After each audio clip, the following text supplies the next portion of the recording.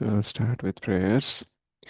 ॐ अज्ञानतिमिरान्धस्य ज्ञानाञ्जनशलाकया चक्षुरुन्मिलितं येन तस्मै श्रीगुरवे नमः। श्रीचैतन्यमनोभीष्टं स्थापितं येन भूतले स्वयं रूपः कदा मह्यं ददाति स्वपदान्तिकं। वन्देऽहं श्रीगुरोः श्रीयुतापदकमलं श्रीगुरून् वैष्णवांश्च श्रीरूपं साग्रजातं सहगण रघुनाथान्वितं तं सजीवं साद्वैतं सावधूतं परिजनसहितं कृष्णचैतन्यदेवं श्रीराधा कृष्णपादान् सहगणा ललिता श्रीविशाखान्वितांश्च नमो विष्णुपादाय कृष्णपृष्ठाय भूतले श्रीमते भक्तिवेदान्तस्वामिनिति नामिने नमस्ते सारस्वते देवे गौरवाणी प्रचारिणे निर्विशेषशून्यवादी पाश्चात्यदेशतारिणे नमो महावदान्याय कृष्णप्रेमप्रदायते कृष्णाय कृष्णचैतन्य नाम्ने गौरत्विषे नमः। हे कृष्णा करुणा सिन्धु दीनबन्धो जगत्पते गोपेश गोपिकान्त राधाकान्त नमोऽस्तुते तप्तकाञ्चन गौराङ्गी राधे वृन्दावनेश्वरि वृषभानुसुते देवि प्रणमामि हरिप्रिये वाञ्छाकल्पतरुभ्यश्च कृपासिन्धुभ्य एव च पतितानां पावनेभ्यो वैष्णवेभ्यो नमो नमः। जय श्रीकृष्ण चैतन्य प्रभु नित्यानन्द श्री अद्वैत गदाधर श्रीवासादि गौरभक्तवृन्द हरे कृष्णा कृष्ण कृष्णा हरे हरे हरे राम राम राम हरे हरे। जय जय श्री चैतन्य जय नित्यानंद जय द्वैत चंद्र जय गौरभक्तवृंद जय जय श्री चैतन्य जय नित्यानंद जय द्वैत चंद्र जय गौरभक्तवृंद जय जय श्री चैतन्य जय नित्यानंद जय द्वैत चंद्र जय गौरभक्तवृंद। ॐ नमो भगवते वासुदेवाय ॐ नमो भगवते वासुदेवाय ॐ नमो भगवते वासुदेवाय नारायणं नमस्कृत्य नरं चैव नरोत्तमं देवीं सरस्वतीं व्यासं ततो जयमुदीरयेत् नष्टप्रायेष्वभद्रेषु नित्यं भागवत सेवया भगवते उत्तमश्लोके भक्तिर्भवति नैष्टिकी कृष्णाय वासुदेवाय देवकी नन्दनाय च नन्दगोपकुमाराय गोविन्दाय नमो नमः। मुखं करोति वाचालं पङ्गुं लङ्घयते गिरिं यत्कृपातमहं वन्दे श्रीगुरुं दीनतारिणं परमानन्दमाधवं श्रीचैतन्य ईश्वरम्।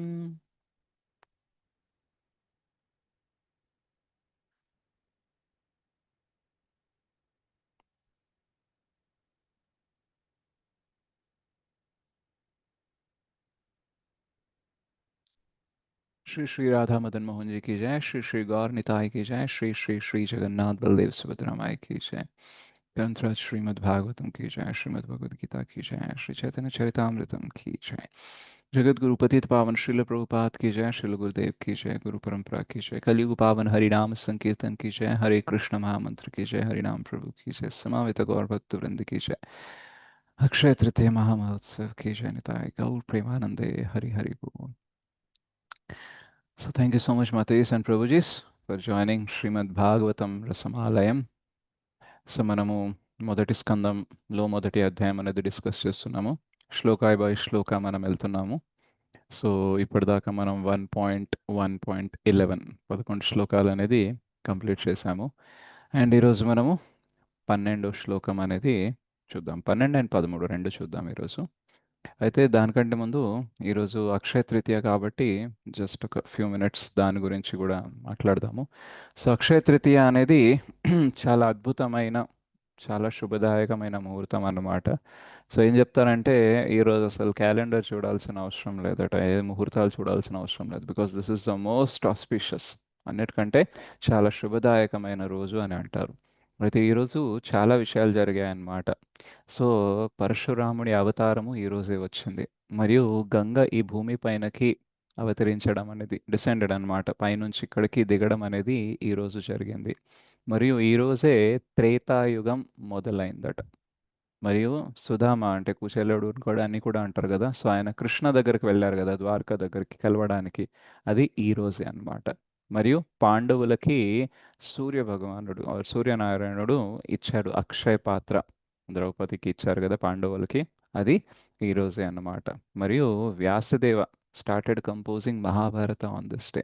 సో శ్రీల వ్యాసదేవ లార్డ్ గణేష సహాయంతో శ్రీమద్ భాగవతంని రాయడం ఈరోజే స్టార్ట్ చేశారనమాట. మరియు ఆది శంకరాచార్య కనకధార స్తోత్రాన్ని కూడా ఈరోజే కంపోజ్ చేశారట. మరియు కుబేర మొత్తం అంతా దేవతల ఐశ్వర్యానికి ట్రెజరర్గా, రైట్, సో అలా అపాయింట్ అయింది కూడా ఈరోజే. అండ్ ఇంకా చాలా చెప్పాలి అని అంటే సింహాచలంలో వరాహ నరసింహస్వామి టెంపుల్ అనేది ఉంటుందన్నమాట.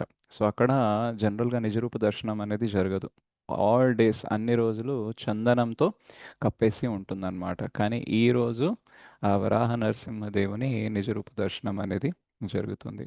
మరియు జగన్నాథ్ రథయాత్ర ఏదైతే మనం చేస్తామో ఆ రథాలని తయారు చేయడం అనేది పూరి జగన్నాథ్లో ఈ రోజే మొదలవుతుందన్నమాట. మరియు ఖీర్చోర్ గోపీనాథ్ పాస్టైమ్ అనేది ఉంటుంది. మాధవేంద్రపురికి కలలో భగవంతుడు చందనం తీసుకొని రమ్మంటారనమాట. చందన్ యాత్ర అని ఇస్కాన్లో చాలా ఫేమస్ అన్నమాట. సో ఆ చందన్ యాత్ర ఈ రోజే మొదలవుతుందన్నమాట. సో భగవంతుడికి చందనం అనేది పూస్తారు, ఎందుకంటే ఎండాకాలంలో చాలా హాట్గా ఉంటుంది కదా, సో చందనం పుడితే పెడితే కూల్గా ఉంటుందనేసి. అండ్ బద్రీనాథ్లో టెంపుల్స్ ఏదైతే ఉంటాయో ఈరోజే రీఓపెన్ అనేది అవుతాయి. సో ఇలా చాలా చోట్ల చాలా విషయాలు జరిగినాయి. అయితే ఇస్కాన్కి సంబంధించిన చాలా ఇంపార్టెంట్ విషయం ఏంటంటే శ్రీల ప్రభుపాదులు వారు ఇస్కాన్ని స్థాపించే ముందు ద లీగ్ ఆఫ్ డివోటీస్ అని ఒక సంస్థని స్టార్ట్ చేశారనమాట. సో అది స్టార్ట్ చేశారు కానీ అది అంతగా సక్సెస్ఫుల్ అవ్వలేదన్నమాట. సో ఆ లీగ్ ఆఫ్ డివోటీస్ స్టార్ట్ చేసింది కూడా అక్షయ తృతీయ రోజే అనమాట. ఝాన్సీలో స్టార్ట్ చేశారు, మన ఇండియాలోనే. ఓకే. సో ఇలా అక్షయ తృతీయ రోజు చాలా ముఖ్యమైన విషయాలు అనేది జరిగాయి. సో అందుకని అక్షయ తృతీయ రోజు ఏం చేసినా సరే అక్షయ అంటే దానికి క్షయం అనేది ఉండదన్నమాట. సో అందుకనే మనం ఈరోజు మంచి పనులు చేయాలి. అండ్ ఎస్పెషల్లీ యాజ్ ఎ డివోటీస్గా మనము ఈరోజు కథా కీర్తన అనేది చేయాలన్నమాట. సో అందుకనే ఫార్చునేట్లీ ఈరోజు బుధవారం ఉంది అండ్ మనది భాగవతం రసమాలయం ఉంది కాబట్టి సంహౌ అలా సింక్ అయిపోయిందనమాట. అండ్ ఈరోజు నేను కూడా కొంచెం మంచి అలవాట్లు ఉండాలనేసి డిన్నర్ చేసి క్లాస్ అనేది జాయిన్ అయ్యాను అనమాట.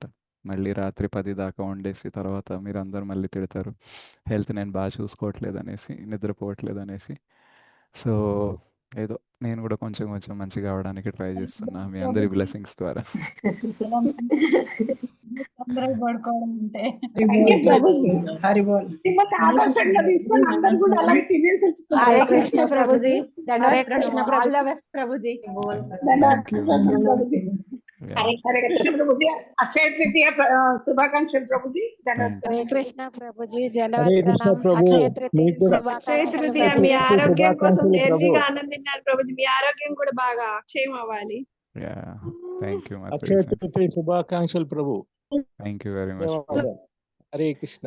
సో మీ అందరికి కూడా అక్షయ తృతీయ శుభాకాంక్షలు. సో మీ అందరి జీవితంలో భక్తి అనేది అక్షయం అవ్వాలి, అంటే క్షయం అనేది కాకూడదు. దినదినాభివృద్ధి చెందుతూ మీరు కృష్ణుడి వైపు అడుగులేస్తూ ఉండాలి అండ్ గోలోకం వైపు అడుగులేస్తూ ఉండాలి అనేసి నేను కూడా కోరుకుంటున్నాను. సో ఈరోజు మనము 1.1.12 అనేది చూద్దాము. సో నేను శ్లోక అనేది ఇంగ్లీష్లో షేర్ చేసి దాని తర్వాత తెలుగులో దాని అనువాదం మరియు భాష్యం అనేది చదవడానికి ప్రయత్నిస్తాను.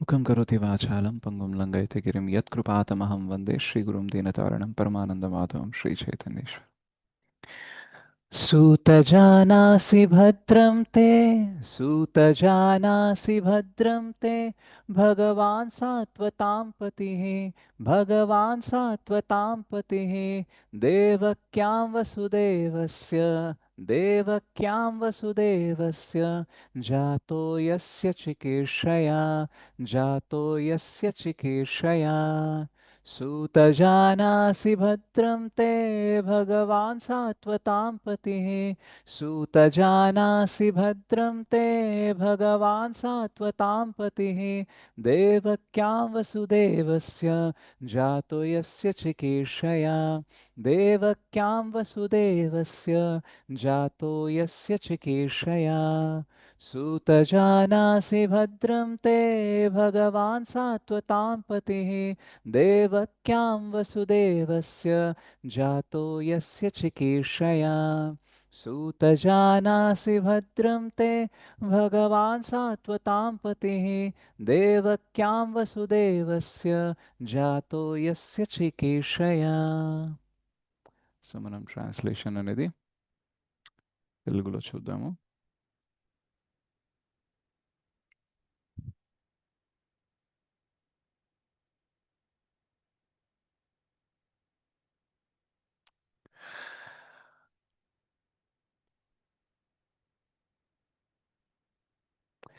ఓ సూత గోస్వామి, నీకు సర్వశుభములు కలుగుగాక. శ్రీకృష్ణ భగవానుడు ఏ ప్రయోజనము చేత దేవకీదేవి గర్భమున వసుదేవుని తనయునిగా ఆవిర్భవించెనో నీవు ఎరుగుదవు. భాష్యము బై శ్రీల ప్రభుపాద్. ఐశ్వర్యము, వీర్యము, యశస్సు, సౌందర్యము, జ్ఞానము, వైరాగ్యములను షడ్విభూతులను సమగ్రముగా కలిగి ఉన్నవాడే భగవానుడు. అట్టి భగవానుడు తన శుద్ధ భక్తులకు రక్షకుడై ఉన్నాడు. అతడు సర్వుల ఎడ సమముగా వర్తించువాడైనను తన భక్తుల ఎడ మాత్రం విశేష కరుణను కలిగి ఉండును. సత్ అనగా పరతత్వమని భావము. అట్టి పరతత్వమును సేవించు భక్తులే సాత్వతులు. అటువంటి సాత్వతులను రక్షించువాడు గనుకనే శ్రీకృష్ణ భగవానుడు సాత్వతాంపతి అని పిలువబడినాడు. పరతత్వమును గూర్చి వక్త ద్వారా తెలియుటయందు నైమిషరణ్యమునందలి ఋషులు అత్యంత ఉత్సాహమును కలిగి ఉన్నారన్న విషయం భద్రంతే నీకు శుభముగాక అను వారి పలుకుల ద్వారా విదితమగుచున్నది. దేవదేవుడైన శ్రీకృష్ణుడు వసుదేవుని భార్య అయిన దేవకీదేవి గర్భమున జన్మించెను. భగవానుడు ఆవిర్భవించుటకు అనువైన ఆధ్యాత్మిక స్థితికి వసుదేవుడు చిహ్నమై ఉన్నాడు. ముఖం కరోతి వాచాలం పంగుం లంఘయతే గిరిం యత్కృపాతమహం వందే శ్రీగురుం దీనతారణం పరమానందమాధవం శ్రీ చైతన్యేశ్వరం. సో ఇది యాక్చువల్గా క్వశ్చన్ నంబర్ 3. సో మొదటి ప్రశ్న ఏంటంటే what is the ultimate good అని అడుగుతారు. అందరికీ మంచిదేదో అనేసి అడుగుతారు 1.1.9లో. దాని తర్వాత 1.1.11లో అన్ని శాస్త్రాలకి సారం ఏంటి అని అడుగుతారు. సో 2 క్వశ్చన్లు అయిపోయినాయి కదా. ఇప్పుడు ఇది 3వ క్వశ్చన్ అనమాట. అయితే ఇది క్వశ్చన్ రూపంలో అడగట్లేదు, ప్రశ్న రూపంలో అడగట్లేదు. కానీ ఏమంటున్నారంటే మీకు తెలుసు సూత గోస్వామి, సో మాకు చెప్పండి. రైట్, అందుకనే ఏమంటున్నారు ఫస్ట్లో, నీకు సర్వశుభములు కలుగగాక. Right, all the blessings on to you. So మీకు తెలుసు కాబట్టి సూత గోస్వామి మాకు చెప్పండి, దేవకి గర్భంలో వసుదేవుని తనయుగా ఆవిర్భావం ఎందుకు జరిగింది కృష్ణాది అనేసి. సో మనకి లాస్ట్ లైన్లో ఏం చెప్తారంటే, భగవంతుడు జన్మించడానికి ఏదైతే పరిస్థితి ఉంటుందో, ఏదైతే స్థలం ఉంటుందో దాన్ని వసుదేవ అంటారనమాట. రైట్, సో మనం తెలుసు, మనకి 10వ స్కందంలో శ్రీమద్ భాగవతంలో వస్తుందన్నమాట కృష్ణ ఆవిర్భావం గురించి. సో జైల్లో ఉన్నప్పుడు 6 పుత్రులు చనిపోయిన తర్వాత 7వ పుత్రుడు జన్మించాల్సింది యోగమయ అరేంజ్మెంట్ ద్వారా ఏమవుతుంది అని అంటే, తన గర్భంలో దేవకి గర్భంలో ఉన్న బిడ్డ ఏదైతే ఉంటుందో అది రోహిణి గర్భంలోకి ట్రాన్స్ఫర్ అయిపోతుంది. అండ్ అక్కడ ఉండేది ఇక్కడికి వస్తుంది అనమాట. సో అందుకనే సో అప్పుడు 7th ఎవరైతే ఉంటారో, రైట్, సో అది మిస్‌క్యారేజ్ అయిపోయినట్టుగా మనకి చూపిస్తారనమాట. గర్భపాతం అనేది జరిగింది అనేసి. సో ఇప్పుడు కృష్ణ 8థ్ రైట్? సో ఎప్పుడైతే 8థ్ వస్తారో బేబీ, అప్పుడు ఎలా అవుతుంది అనంటే జనరల్‌గా భగవంతుడు ఆవిర్భవించినప్పుడు లేదా మనం జనరల్‌గా జన్మించారు అనేసి అంటుంటారు. బట్ ఆయన జన్మ అనేది ఆయన జన్మించడానికి ప్రాసెస్ ఏదైతే ఉంటుందో మనుషులు పుట్టినట్టుగా ఉండదన్నమాట. రైట్? సో ఏమవుతుంది వసుదేవుని హృదయంలో లేదా మనసులో కృష్ణ ఫస్ట్‌కి వస్తారు. రైట్? అక్కడి నుంచి ఆయన ట్రాన్స్‌ఫర్ చేస్తారు ఎవరి హృదయంలో? దేవకి హృదయంలో. అప్పుడది గర్భంలాగా మారి అండ్ దాని తర్వాత కృష్ణ అనేది వస్తారనమాట. సో దీన్ని శ్రీల ప్రభుపాదులు వారు అంటారనమాట ఏంటంటే ఇనీషియేషన్ ప్రాసెస్ కూడా ఇలాగే ఉంటుంది. దీక్ష ప్రాసెస్ కూడా ఇలాగే ఉంటుంది. ఎందుకు అనంటే గురువు హృదయంలో గురువు శుద్ధ భక్తుడు కాబట్టి ఆధ్యాత్మిక గురువు ఎవరైతే ఉంటారో స్పిరిచువల్ మాస్టర్ మన దీక్షా గురువు ఆయన హృదయంలో కృష్ణ ఉంటారు. రైట్?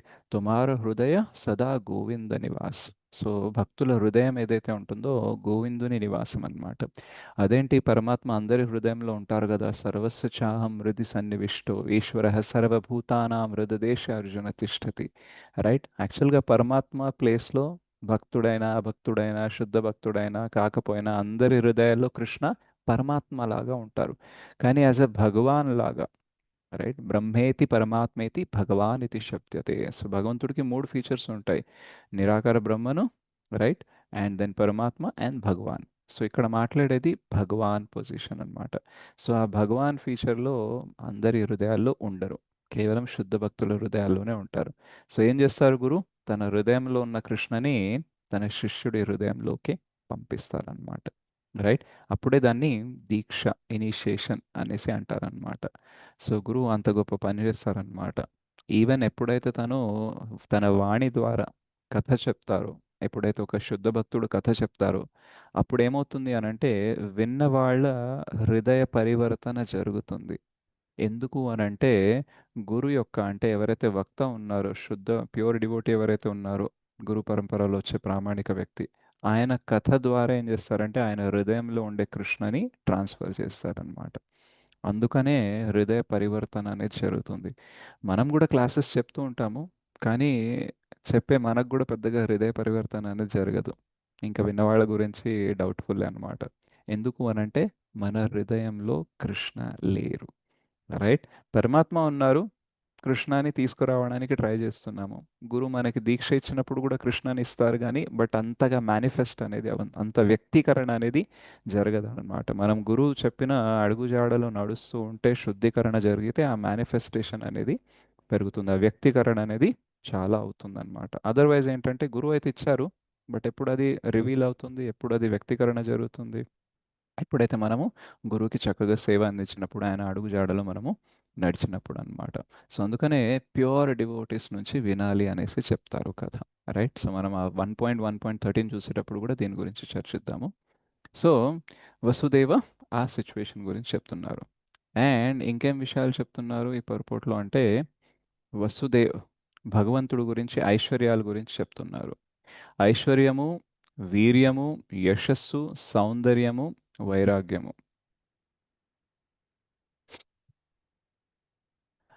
ఐశ్వర్యము అంటే all riches or all opulences, all wealth. వీర్యము అని అంటే ఆల్ స్ట్రెంగ్త్. యశస్సు అంటే ఆల్ ఫేమస్. సౌందర్యం అంటే ఆల్ బ్యూటిఫుల్. జ్ఞానము అంటే ఆల్ నాలెడ్జ్. వైరాగ్యం అంటే ఆల్ రినౌన్సియేషన్. వీణేమంటారంటే షడ్ ఐశ్వర్యాలు అంటారు లేదా షడ్ విభూతులు అంటారు అనమాట. సో భగవాన్ అంటే ఏంటంటే ఈ 6 ఎవరి దగ్గరైతే ఉంటాయో ఆయనని భగవాన్ అని అంటారు. ధనం ఎవరి దగ్గరైతే ఉంటుందో ఆయనని ధనవాన్ అంటారు. బలం ఎవరి దగ్గరైతే ఉంటుందో ఆయనని బలవాన్ అంటారు. జ్ఞానం ఎవరి దగ్గరైతే ఉంటుందో ఆయనని జ్ఞానవాన్ అంటారు. అలాగే మనకి ఎవరి దగ్గరైతే గుణాలు బాగా ఉంటాయో వాళ్ళని గుణవాన్ అని అంటారు. కానీ ఎవరిని కూడా భగవాన్ అనరు. భగవాన్ అని అనబడాలి అనంటే ఈ 6 ఐశ్వర్యాలనేది ఉండాలన్నమాట. అప్పుడే వాళ్ళు భగవంతుడు అన్నట్టన్నమాట. సో శ్రీల వ్యాసదేవి యొక్క ఫాదర్ శ్రీల పరాశర ముని ఎవరైతే ఉన్నారో పరాశర సంహితలో ఈ భగవాన్ అనే దానికి డెఫినేషన్ ఇస్తారనమాట. ఈ 6 ఐశ్వర్యాలని కలిగిన వ్యక్తినే భగవాన్. సో హీస్ భగవాన్ అన్నమాట. సో ఈ 6 ఐశ్వర్యాల గురించి మీరు ఇంకా తెలుసుకోవాలని అనుకుంటే భగవంతుని 6 ఐశ్వర్యాలు అనేసి ఒక క్లాస్ చేశాను నేను. మీరు నాకు గుర్తు చేస్తే నేను అది షేర్ చేస్తాను గ్రూప్లో. అండ్ అది కాకుండా చాలా క్లాసెస్ ఉంటాయి వేరే వాళ్ళు చెప్పినవి కూడా. నేను కొంచెం బేసిక్గా చెప్పాను అనమాట. ఓకే. సో 6 ఐశ్వర్యాలు ఉండే వ్యక్తిని మనము భగవాన్ అని అంటారు. మరియు ఇక్కడ ఏం చెప్తున్నారు? అట్టి భగవానుడు తన శుద్ధ భక్తులకు రక్షకుడై ఉన్నాడు. అతడు సర్వుల ఎడ సమముగా వర్తించువాడైనను తను భక్తుల ఎడ మాత్రము విశేష కరుణను కలిగి ఉండును. రైట్. సో మనకి సమోహం సర్వభూతేషు న ద్వేషో న ప్రియోసిమే అనేసి ఒక శ్లోకం అనేది ఉంటుంది భగవద్గీతలో. అంటే భగవంతుడు అందరికీ సమానుడే అన్నమాట. రైట్. సో కానీ సమానమని చెప్తారు, భగవంతుడికి అందరూ ఒకటే అని చెప్తారు. కానీ ఎందుకు ఆయన రాక్షసుల్ని శిక్షిస్తూ ఉంటారు, ఆయన భక్తుల్ని రక్షిస్తూ ఉంటారు? మరి తేడా ఉంది కదా అని అంటే, యాక్చువల్గా ఏ యథా మాం ప్రపద్యంతే తాంస్తథైవ భజామ్యహం. సో భగవంతుడు ఏంటంటే రెసిప్రొకేట్ చేస్తారనమాట, ప్రతిస్పందిస్తారు. సో భగవంతుడు అందరితో ప్రతిస్పందిస్తారు, అందరికీ సమానంగా చూస్తారు అనంటే అందరితో ప్రతిస్పందిస్తారు. కానీ ఆయన ప్రతిస్పందన అనేది మనం ఇచ్చే స్పందన పైన ఆధారపడి ఉంటుంది. అంటే మనం ఆయనని భగవాన్ లాగా, ఆయన మన స్వామి లాగా చూసామనుకోండి, దాని ప్రకారంగానే ఆయన మనతో ప్రతిస్పందిస్తారు. మనం ఆయనని శత్రువులాగా చూసామనుకోండి, ఆయన శత్రువులాగే ప్రతిస్పందిస్తారనమాట. సో మనం ఎలా చేస్తే అలా. ఒకవేళ అద్దం ఉందనుకోండి, అద్దం అందరికీ ఒకేలా ఉంటుంది. Yes or no? Yes Prabhuji. ఒకవేళ అద్దంలో మీరు నవ్వారనుకోండి, అద్దం ఏం చేస్తుంది? నవ్వుతుంది. నవ్వుతుంది. రైట్. అదే మనం కోపంగా చూస్తే కోపంగా ఉంటుంది. కోపంగానే చూస్తుంది. Isn't it? సో మనం ఎలాంటి స్పందన ఇచ్చామో అటు నుంచి అలాంటి ప్రతిస్పందన వస్తుంది. సో భగవంతుడు కూడా అందరినీ ఒకేలాగా చూసి, చేస్తే ఆయన ఓపెన్ చేస్తాడు. సో అందరినీ ఆయన ఒకేలాగా చూస్తారు. కానీ అందరూ ఆయన్ని ఒకేలాగా చూడరు. అది తేడా అన్నమాట. So God sees everyone equally, but not everyone sees God equally. అందుకనే ఆయన ప్రతిస్పందనలో తేడా వచ్చినప్పుడు అనుకుంటాం ఏంటంటే, అదేంటి భగవంతుడు వీళ్ళతో ఇలా ఉన్నాడు, వాళ్ళతో అలా ఉన్నారు, శుద్ధ భక్తులతో ఒకలా ఉన్నారు, మామూలు భక్తులతో ఒకలా ఉన్నారు, ఇలా అనేసి చెప్తూ ఉంటాం. యాక్చువల్గా మనం ఎప్పుడు కూడా భగవంతుని అవుట్పుట్ గురించి మాట్లాడుతున్నాం కానీ వేరే వాళ్ళు ఇచ్చిన ఇన్పుట్ గురించి మాట్లాడట్లేదు. రైట్. సో మనము షుగర్ కేన్ పెడితే షుగర్ కేన్ జ్యూస్ బయటకు వస్తుంది. రైట్. మ్యాంగో పెడితే మ్యాంగో జ్యూస్ బయటకు వస్తుంది. మనము బయటకు వచ్చిన జ్యూస్ని చూసి అదేంటి ఆయనకు మ్యాంగో జ్యూస్ వచ్చింది, ఈయనకు చెరుకు వచ్చింది, షుగర్ కేన్ జ్యూస్ వచ్చింది అని చెప్తున్నాం కానీ, అరే వాళ్ళు ఇన్పుట్ ఏమి ఇచ్చారో దాన్ని బట్టే కదా అవుట్పుట్ వచ్చింది అని అన్నారు అనమాట. రైట్. సో మనకి ఎప్పుడైతే అజ్ఞానం అనేది ఉంటుందో, అవిద్య అనేది ఉంటుందో, దానివల్లనే మనకు అనిపిస్తుంది భగవంతుడు అందరితో ఈక్వల్గా ఉండరు అనేసి. బట్ యాక్చువల్గా భగవంతుడు అందరితో ఈక్వల్గా ఉంటారు. మనల్ని ఎవ్వరు కూడా శుద్ధ భక్తులు అవ్వకుండా ఆపలేరు. మనం శుద్ధ భక్తులు అవుదామని అనుకుంటే ఈరోజు కాకపోతే రేపు శుద్ధ భక్తులు అవ్వచ్చు. సర్టన్ ఏరియాలో ఉండే వాళ్ళే, సర్టన్ దేశానికి సంబంధించిన వాళ్ళే, సర్టన్ కులానికి సంబంధించిన వాళ్ళే, ఒకానొక రాజుకి సంబంధించిన వాళ్ళు, ఒకానొక తండ్రికి సంబంధించిన వాళ్ళు, రైట్, ఫలానా ఆస్తి ఉన్నవాళ్ళు, ఫలానా అందంగా ఉండేవాళ్ళు మాత్రమే శుద్ధ భక్తులు అవుతారని ఏం లేదు. ఎవరైతే శుద్ధ భక్తి మార్గంలో నడవడానికి రెడీ అయ్యారో వాళ్ళందరూ శుద్ధ భక్తులు అవ్వచ్చు. ఈరోజు కాకపోతే రేపు ఆ ప్రాసెస్ అనేది ఫాలో అయితే అవుతారు. అందుకనే మనం చూస్తాం ఏంటంటే, వృత్రాసుర అనేసి 6వ స్కందంలో ఒక రాక్షసుడు ఉంటారు. చిత్రకేతు మహారాజ్కి శాపం తగలడం వల్ల తను వృత్రాసుర అవుతారనమాట. సో ఆయన అసుర యోనిలో పుట్టాడు, అసురుడు, కానీ భక్తుడే అనమాట. అసురులు శుద్ధ భక్తులు కాలేరు, ఓన్లీ దేవతలే, సురులే శుద్ధ భక్తులు అవుతారనేసి కృష్ణ ఎక్కడ ఆపలేదు. ప్రహ్లాద్ మహారాజ్ రాక్షస యోనిలోనే పుట్టాడు, హిరణ్యకశిపు యొక్క పుత్రుడు, but he's a pure devotee, శుద్ధ భక్తుడు. విభీషణుడు రావణాసురుడు కుంభకర్ణుడి యొక్క తమ్ముడు, రైట్, బట్ స్టిల్ భక్తుడే. సుధామ పేదవాడు, అయినా స్టిల్ శుద్ధ భక్తుడే. రైట్. యుధిష్ఠిర్ మహారాజ్ చక్రవర్తి సామ్రాట్, అయినా సరే శుద్ధ భక్తుడే. సో అందము, ఆస్తి, ఐశ్వర్యం ఇవన్నీ కాదు, మనం ఆ మార్గంలో శుద్ధ భక్తులు అయ్యే మార్గంలో ఉంటే అందరూ అవ్వచ్చు. లేదు అంటే మనం కూడా కంసుడిలాగా, హిరణ్యకశిపులాగా, రావణాసురుడిలాగా శత్రువు కూడా అవ్వచ్చు. సో భగవంతుడు అందరికీ చాయిస్ ఇస్తారు. మీరందరూ ఏం కావాలంటే అది అన్నమాట. సో సమూహం సర్వభూతేషు. భగవంతుడు అందరినీ ప్రేమిస్తారు, కానీ భగవంతుని ప్రేమ అనుభూతి అందరికీ జరగదు. ఎందుకంటే ఆ ప్రేమ అనుభూతి జరగాలంటే మనం సర్టెన్ కండిషన్లో ఉండాలన్నమాట. ఎలాగైతే వంటకం అందరికీ ఒకే టేస్ట్ ఇవ్వదు, వాళ్ళ నాలికని బట్టి వాళ్ళ మైండ్ సెట్ని బట్టి టేస్ట్ అనేది ఇస్తుంది. ఆనందంగా ఉండేవాడికి ఏదన్నా మనం జీరా రైసో పన్నీర్ కర్రీనో ఏదో పెట్టామనుకోండి, వాడికి బాగానే టేస్ట్ తగులుతుంది. కానీ బాగా బాధలో ఉన్నాడు పాపం, ఎవరో చాలా దగ్గర వాళ్ళని పోగొట్టుకున్నాడు అనుకోండి, వాడికి ఆ టేస్ట్ రాదు. ఎందుకంటే ఆయన మైండ్ సెట్ అనేది కరెక్ట్గా లేదు కాబట్టి హీ కెనాట్ టేస్ట్ ఇట్. అలాగే ఎవరికన్నా జ్వరం వచ్చింది అని అంటే తీయగిచ్చినా సరే అది చేదుగా ఉంటుంది. పచ్చకామర్లు వచ్చిన వాడికి, జాండీస్ వచ్చిన వాడికి షుగర్ కేన్ జ్యూస్ స్వీట్గా ఉన్నా సరే చేదుగానే అనిపిస్తుంది. సో షుగర్ కేన్ జ్యూస్ అందరికీ స్వీట్గానే ఉంటుంది, కానీ యాక్చువల్గా తన కండిషన్ని బట్టి ఆ టేస్ట్ అనేది మారొచ్చు. సో సిమిలర్లీ భగవంతుని ప్రేమ అందరికీ సమానంగానే ఉంటుంది, కానీ దాని అనుభూతి మనకి కలగాలి అని అంటే మన కండిషన్ మారాలి, మన పరిస్థితి అనేది మారాలి, మన మనస్థితి అనేది మారాలన్నమాట. సో భగవంతుడు అందరికీ ఒకటే, కానీ అందరికీ భగవంతుడు ఒకటి కాదనమాట. సో మనం చూసేది మారితే అప్పుడు మనకి ఆ భగవంతుని ప్రేమ అనుభూతి జరుగుతుంది. భగవంతుడి దగ్గరికి వెళ్ళి ఇంకా మనము తన ప్రేమని, తన ఆశ్రయాన్ని అనుభవించే అవకాశం ఉంది. సో ఇంకా ఇక్కడ ఏమంటున్నారంటే, సత్ అనగా పరతత్వమని భావము. అట్టి పరతత్వమును సేవించు భక్తులే సాత్వతులు. సో సాత్వతాంస్ ఇక్కడ వచ్చింది, సాత్వతాం పతి అనేసి. సో ఇక్కడ నెక్స్ట్ లైన్లో కూడా చెప్తారు ఏంటంటే, అట్టి సాత్వతులను రక్షించువాడు గనుకనే శ్రీకృష్ణ భగవానుడు సాత్వతాం పతి అని పిలువబడును. సో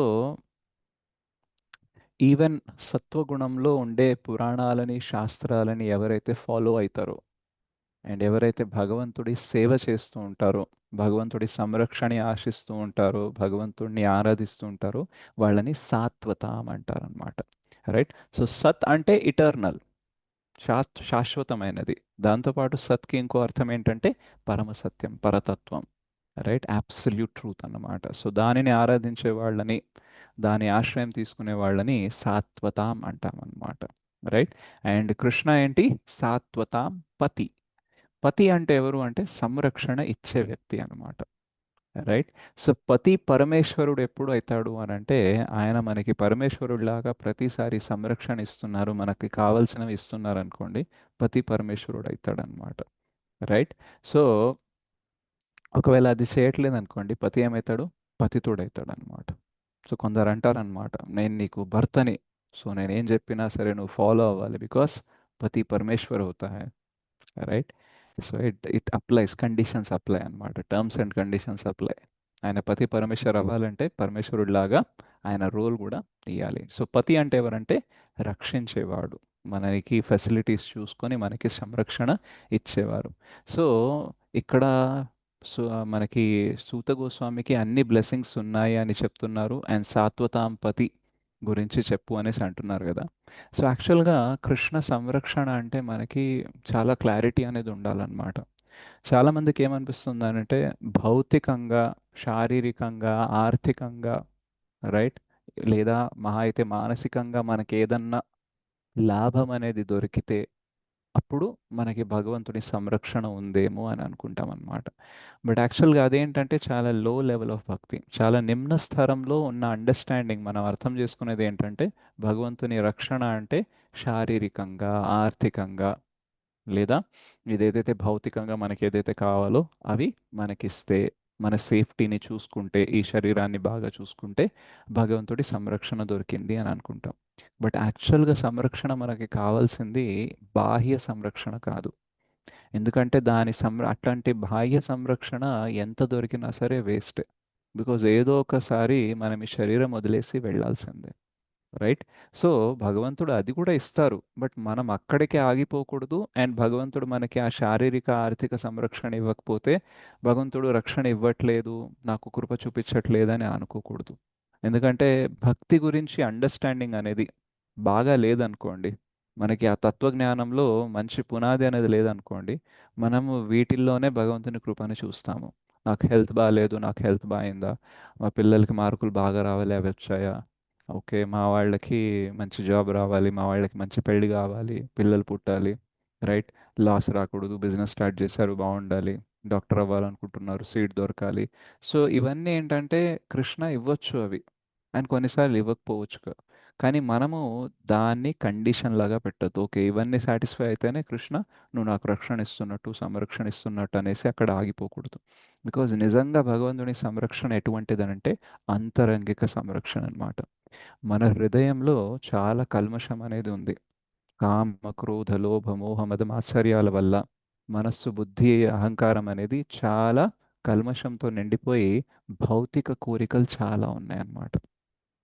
సో ఆ భౌతిక కోరికలని తగ్గించి ఆధ్యాత్మిక కోరికలని పెంచడం యాక్చువల్గా భగవంతుడిచ్చే సంరక్షణ అన్నమాట. సో మనకి సంరక్షణ కావాల్సింది శారీరకంగా ఆర్థికంగా కాదు. మనకి సంరక్షణ కావాల్సింది భౌతికంగా శారీరకంగా ఆర్థికంగా ఏదో కావాలి అనే కోరిక ఉంది కదా, ఆ కోరిక నుంచి మనకి సంరక్షణ కావాలి. అంటే మనకేం కావాలి, కోరికలు తీరడం ఇంపార్టెంట్ కాదు, కోరికలు ఉండకుండడం అనేది ఇంపార్టెంట్ అన్నమాట. సో టెక్నికల్గా మనము ఎప్పుడన్నా కోరిక తీరినప్పుడు ఆనందంగా ఉంటాం కాసేపు అయినా సరే. Yes or no? ప్రభుజీ. ఎందుకు ఆనందంగా ఉంటాం తెలుసా? కోరిక తీరినందుకు కాదు, ఆ సమయంలో ఇంకే కోరిక లేనందుకు. విన్నారా ఎప్పుడనే విషయం? విన్నాం ప్రభు, ఇంతకుముందుకు చెప్పారు మీరు. Right? ఫుల్ఫిల్ అయిపోయింది ప్రభుజీ ఆ సో సంతోషంతో. కోరిక తీరినందుకు కాదు, ఆ తీరిన సమయంలో ఇంకో కోరిక రావడానికి ఒక గ్యాప్ ఉంటుంది చూడండి, ఆ గ్యాప్లో ఏ కోరిక లేదు, అందుకనే ఆ ఆనంద అనుభూతి జరుగుతుంది. సో భగవంతుడి సంరక్షణ ఏంటంటే మనకి ఏ భౌతిక కోరికలు లేకుండా చేయడం. ప్రహ్లాద్ మహారాజ్ ముందు నరసింహస్వామి అడిగారనమాట, నీకేం కావాలో కోరుకో అని అంటే, నాకు ఏ కోరిక ఉండకూడదు అదే నా కోరిక అని అన్నారు అనమాట. రైట్, ఎందుకంటే కోరిక ఉంటేనే ప్రాబ్లం. రైట్, యాక్చువల్గా మనం చాలాసార్లు ఈ చిన్న చిన్న లాజిక్స్ ఉంటాయన్నమాట, అది శుద్ధ భక్తి స్థానంలో వెళ్ళినప్పుడే మనకి కంప్లీట్గా కన్విక్షన్ అనేది వస్తుంది. యాక్చువల్గా మనం అడగాల్సింది కోరికలు తీర్చమని కాదు, కోరికలు తగ్గించమని. రైట్, సో మనము కోరికలు తీరుతున్నాయి అనుకోండి, ఇంకో కోరిక వస్తుంది, ఇంకో కోరిక వస్తుంది, అండ్ ఈ పరిమితమైన ప్రపంచంలో అపరిమిత కోరికల్ని మనం పెట్టుకొని ఎప్పుడు సుఖంగా ఉండలేము. రైట్, సో భగవంతుడు ఏం చేస్తారు అని అంటే మనకి ఎటువంటి సంరక్షణ ఇస్తారు? భౌతిక కోరికల్ని తీసేసి ఆధ్యాత్మిక కోరికల వైపు వెళ్ళడానికి. యాక్చువల్గా అది చాలా చాలా కష్టం. మనం భౌతికంగా ఎంతగా ఇమిడి ముడిపడి ఇరుక్కొని ఉన్నామంటే భౌతిక కోరికలు లేకుండా ఉండడం అంటే ఊహించలేం అసలు. రైట్, అసలు అట్లెట్లా ఉండొచ్చు? ఎవరైనా శుద్ధ భక్తుల్ని చూసామనుకోండి, అదేంటి వీళ్ళకి ఏ కోరిక లేదా, అట్లెట్లా ఉంటుంది, అలా ఎలా ఉండగలరని అనుకుంటాం. ఎందుకంటే ఇప్పుడు జనరల్గా మనమంత శుద్ధ భక్తులం కాదు. ఏ- ఏదో మనకి కొంచెం భక్తి ఇప్పుడు ఏదో ఉంది, రైట్, కానీ ఈ కొంచెం కొద్దిపాటి భక్తిలో కూడా మనకి కొన్ని కోరికలు తగ్గాయి. మనం బయట తిరగాలి, మాల్స్కి వెళ్ళాలి, సినిమాలకి వెళ్ళాలి, అది తినాలి, ఇది తినాలి, షాపింగ్ చేయాలి, ఇట్లాంటి కోరికలు లేకపోతే జనాలు అడుగుతున్నారా లేదా, మీకేమైనా పిచ్చి పట్టిందా, ఎందుకు ఇట్లా తయారయ్యారు అని? అడుగుతారు ప్రభుజీ, ఏదో రైట్, పిచ్చి లోకానికి వెళ్తున్నారు మీరు అంటారు. అంతే. అలా ఎలా ఉండగలరు మీరు? షాపింగ్ మాల్స్కి వెళ్ళకుండా, సినిమాలకి వెళ్ళకుండా, బయట స్ట్రీట్ ఫుడ్ తినకుండా అసలు ఎంత మిస్ అయిపోతున్నారని అనుకుంటారు. రైట్, సో సిమిలర్లీ మనం కొత్తగా భక్తిలో వచ్చినప్పుడు వేరే భక్తులను చూస్తే మనకు కూడా అదే ఫీలింగ్ ఉంటుంది, వీళ్ళు కోరికలు లేకుండా ఎలా ఉండగలుగుతున్నారు అనేసి. బట్ యాక్చువల్గా కోరికలు లేకపోతేనే ఆనందంగా ఉంటాము అనే లాజిక్ మనకి ఆ స్టేజ్కి వెళ్ళిన తర్వాతే అర్థమవుతుంది అనమాట. ఆ స్టేజ్కి వెళ్ళనంత వరకు ఏమనిపిస్తుంది అంటే కోరికలు తీరితేనే ఆనందం, ఎంజాయ్మెంట్ ఉంటేనే ఆనందంగా ఉంటామని అనుకుంటాం, కానీ భక్తిలోకి వచ్చాక తెలుస్తుంది ఎంజాయ్మెంట్ ఎంత తక్కువ చేస్తే అంత ఆనందంగా ఉంటాం అనేసి. రైట్, సో ఇది యాక్చువల్ భగవంతుడిచ్చే సంరక్షణ అన్నమాట. కానీ అది అంత ఈజీగా రాదు. మనకి చాలా విషయాల పట్ల ఆసక్తి అనేది ఉంటుంది. చాలా విషయాల పట్ల మనము ఎంత ఆసక్తులే ఉంటామంటే భక్తిలోకి వచ్చాక ఈవెన్ చాలా రోజులు అయినా సరే ఆ ఆసక్తి అనేది పోదన్నమాట. సో ఆసక్తిని హిందీలో ఏమంటారంటే ఆ శక్తి హై లేకిన్ జా నహీ సక్తి. అంటే అది వస్తది కానీ పోదు. రైట్, మన ఆసక్తులు అన్నే కదా అట్లానే ఉంటాయి కదా. వస్తుంది, దాన్ని రావడానికి ఏం టైం పట్టదు కానీ పోవడానికి మాత్రం చాలా చాలా టైం అనేది పడుతుంది అనమాట. సో మనము కృష్ణ బ్లెస్సింగ్స్ని నిజంగానే, ఆయన సంరక్షణని మనం నిజంగానే పొందాము అని అంటే ఏమవుతుంది అని అంటే మనకి కోరికలు అనేది తగ్గుతాయి, భౌతిక కోరికలు అనేది తగ్గుతాయి అన్నమాట. సో యాక్చువల్గా ఈ హ్యాపీనెస్, నిజానికి ఆనందం ఏదైతే ఉంటుందో అది ప్రతి ఒక్క జీవికి దొరకాలి అనేసే ఈ సాత్వతాస్ ఎవరైతే ఉంటారో, అంటే శుద్ధ భక్తులు ఎవరైతే ఉంటారో వాళ్ళు ట్రై చేస్తూ ఉంటారన్నమాట. ఇప్పుడు ఒక చిన్న పిల్లాడు ఉన్నాడు అనుకోండి, ఆయన చేతిలో కత్తి ఉందనుకోండి, మామూలుగా 3-4 ఏళ్ల పిల్లాడు ఆయన చేతిలో కత్తి ఉందనుకోండి, then it is very dangerous. ఎందుకంటే ఆయన కోసుకోవచ్చు, ఆయనకైనా తగలొచ్చు, దారి తప్పి ఆయన బాడీకే తగిలితే ఎక్కడన్నా ఆయనకి గాయమయ్యే అవకాశం ఉంటుంది. ఒకవేళ మనం వెళ్ళి ఆ కత్తి ఇచ్చేయి అని అన్నాం అనుకోండి, ఆ పిల్లాడు ఇస్తాడా? ఇవ్వడు ప్రభుజీ. ఇవ్వడు. ఇవ్వడు. రైట్. సో అది ఆయనకు మంచిది కాదు, అందుకనే మనం అడుగుతున్నాం. కానీ ఆయన ఏమనుకుంటాడు తెలుసా?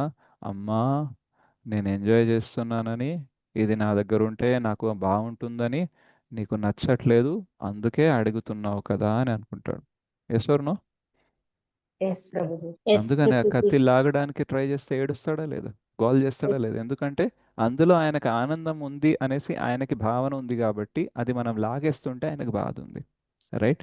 సో సిమిలర్లీ ఒక గురువు లేదా ఆధ్యాత్మిక ఎవరైనా వ్యక్తి వచ్చేసి మనకు చెప్తారు, అమ్మా ఈ భౌతిక జీవితం అనేది కరెక్ట్ కాదు, మీరు ఇంత ఎంజాయ్ చేయకూడదు, మీరు ఒక 4 నియమాలు పాటించండి, ఆనియన్ గార్లిక్ మానేయండి, నాన్ వెజ్ మానేయండి, ఇవన్నీ మానేయండి అని చెప్తే ఏమవుతుంది అని అంటే, అమ్మా నా ఎంజాయ్మెంట్ని దూరం చేయడానికి వచ్చాడు ఈయన, సో నేను ఇవ్వను. బట్ యాక్చువల్గా ఆ ఎంజాయ్మెంట్ వల్లనే మనం మన జీవితాన్ని కోసేసుకుంటున్నాం. రైట్. సో ఎంతగా అంటే వాటి వల్ల మనము కర్మబంధనంలో పడిపోయి పడిపోయి పడిపోయి దుఃఖాల పాలవుతున్నాము, కష్టాల పాలవుతున్నాము. So we're cutting our own life because of that enjoyment అన్నమాట. అందుకని ఏమంటారంటే యుక్తాహార విహారస్య. సో కొంచెం కొంచెం ఎంజాయ్మెంట్ అనేది లైఫ్లో ఉండాలి, బట్ అది మనల్ని కట్టేసే అంతగా ఉండకూడదు. రైట్. సో ఏమవుతుంది, ఆ చిన్నపిల్లాడికి అది ఇవ్వలేడు అనమాట. అప్పుడు పెద్దవాళ్ళు ఏం చేస్తారు ఆ కత్తి లాక్కోవడానికి? అయితే బుజ్జగించండి, ఇంకోటి ఏదైనా ఇచ్చి అది ఇంకొకటి ఇచ్చి తీసుకుంటారు. అది తీసుకుంటాడు ప్రభుజీ. ఎగ్జాక్ట్లీ. సో ఆయనకి ఏదన్నా అట్రాక్టివ్గా ఉండే వస్తువుని చూపిస్తారు, నువ్వు అది ఇస్తే నేను ఇది ఇస్తా అనేసి. సో ఈ సాత్వత శుద్ధ భక్తులు ఎవరైతే ఉంటారో వాళ్ళకి తెలుసు, డైరెక్ట్గా వచ్చేసి లాగేసుకొని వైరాగ్యం తీసుకో అంటే తీసుకోరు. అందుకని ఏమిస్తారు? హయ్యర్ టేస్ట్ అనేది ఇస్తారు. శ్రీల ప్రభుపాదులు వారు ఎప్పుడైతే హిప్పీస్ని కలిశారో, ఆ హరే కృష్ణ మూమెంట్ అనేది ఎప్పుడైతే స్టార్ట్ చేశారో తన కీర్తనతో, తన కథతో, సో ప్రభుపాదులు వారు ఏం చేశారంటే వాళ్ళ అలవాట్లని లాగేసుకోలేదు. ఏం చేశారు? హరినామాన్ని ఇచ్చారు, వాళ్ళే అది వదిలేసుకున్నారు. So Srila Prabhupad has given the higher taste. మొత్తం ప్రపంచం అప్పటిదాకా ఏం చేసిందని అంటే వాళ్ళ చేతిలో ఉండేది లాక్కోవడానికి ప్రయత్నించింది. ఎవ్వరు కూడా దానికంటే మించిన ఒక వస్తువు ఇద్దామని ఆలోచించలేదు. ఏమనుకున్నారు? జస్ట్ లాగేసుకుందాం లాగేసుకుందాం, అప్పుడే వీళ్ళు సరిగ్గా అవుతారు, అప్పుడే వీళ్ళు సేఫ్గా ఉంటారు అని అనుకున్నారు. రైట్. ఎలాగైతే పిల్లాడి చేతిలో నుంచి కత్తి లాక్కుందామని అందరికీ ఉంటుంది, కానీ పాయింట్ ఏంటంటే అది లాక్కుంటే వాడు ఏడుస్తాడు. ఈవెన్ ఆ లాక్కునే ప్రాసెస్లో కత్తి తగిలే అవకాశం ఉంది, మనకు కూడా తగిలే అవకాశం ఉంది, వాళ్ళకు కూడా తగిలే అవకాశం ఉంది. ఎందుకంటే చిన్నపిల్లలు కూడా కొంచెం బలం ఉంటుంది వాళ్ళకి. రైట్. సో కొన్నిసార్లు మనం కరెక్ట్గా డీల్ చేయకపోతే దెబ్బ కూడా తగలొచ్చు అనమాట. సో అలాగే ఎవరైతే సాత్వతాస్ ఉంటారో వాళ్ళు ఏం చేస్తారంటే మనకి ఆ భక్తి రుచినిచ్చి, హయ్యర్ టేస్ట్ అనేది ఇచ్చి, ఉన్నత ఆనందాన్ని ఇచ్చి ఆ నిమ్న ఆనందాన్ని వదిలేసేలాగా చేస్తారనమాట. సో అది ప్రాసెస్, అంత ఈజీగా అవ్వదన్నమాట. సో చిన్నపిల్లాడికైతే ఏదన్నా అట్రాక్టివ్గా చాక్లెట్ ఏదో చూపించేసి తొందరగా తీసేసుకోవచ్చు, కానీ మనం అందరం బాగా తెలివైన వాళ్ళం, చిన్నపిల్లలు కాదు కదా. సో మనం 100 క్వశ్చన్లు అడుగుతాం అనమాట. ఎందుకు మానేయాలి? అసలు కృష్ణ ఉన్నాడని ఏంటి నిజము? కృష్ణ నామం తీసుకుంటే ఇవన్నీ అయితే అని ఏంటి? అసలు నువ్వు భక్తి చేస్తున్నావు అని ఏంటి నమ్మకం? ఇస్కాన్ అనేది సంస్థ ఇట్లానే ఉంటుంది, అన్ని మంచి పనులు చేస్తుంది అంటే ఏంటి నమ్మకం? నువ్వు శుద్ధ భక్తుడు అని ఏంటి నమ్మకం? అసలు ఈ శాస్త్రాలు నిజమా కాదా అని ఏంటి నమ్మకం? బోలెడు క్వశ్చన్లు అడిగి బోలెడంత టైం తీసుకొని చేస్తామన్నమాట. సో ఈ ప్రాసెస్ అనేది గ్రాడ్యువల్లీ జరుగుతుంది, క్రమేణా జరుగుతుంది. ఎందుకు అనంటే మనకి చాలా విషయాల పట్ల ఆసక్తి ఉంది కాబట్టి తొందరగా వదిలేయలేమన్నమాట. సో అందుకని భక్తులు వచ్చేసి ఏం చేస్తారు, మనకి ఆ నిజమైన ఆనందాన్ని ఇవ్వడానికి ట్రై చేస్తారు. అందులో నుంచి మెల్లిగా మనం భౌతిక కోరికల్ని తగ్గించి అందులో నుంచి బయటపడేయడానికి ట్రై చేస్తారు. సో ఎప్పుడైతే మనం కృష్ణ వైపు మళ్ళీ అలా భౌతిక కోరికల్ని తగ్గించుకుంటూ పోతామో లాస్ట్కి ఏమవుతుంది, మన ప్రాబ్లమ్స్ అన్నీ ఎండ్ అయిపోతాయి. మనం యాక్చువల్గా ఆధ్యాత్మిక జగత్తుకు వెళ్తాం.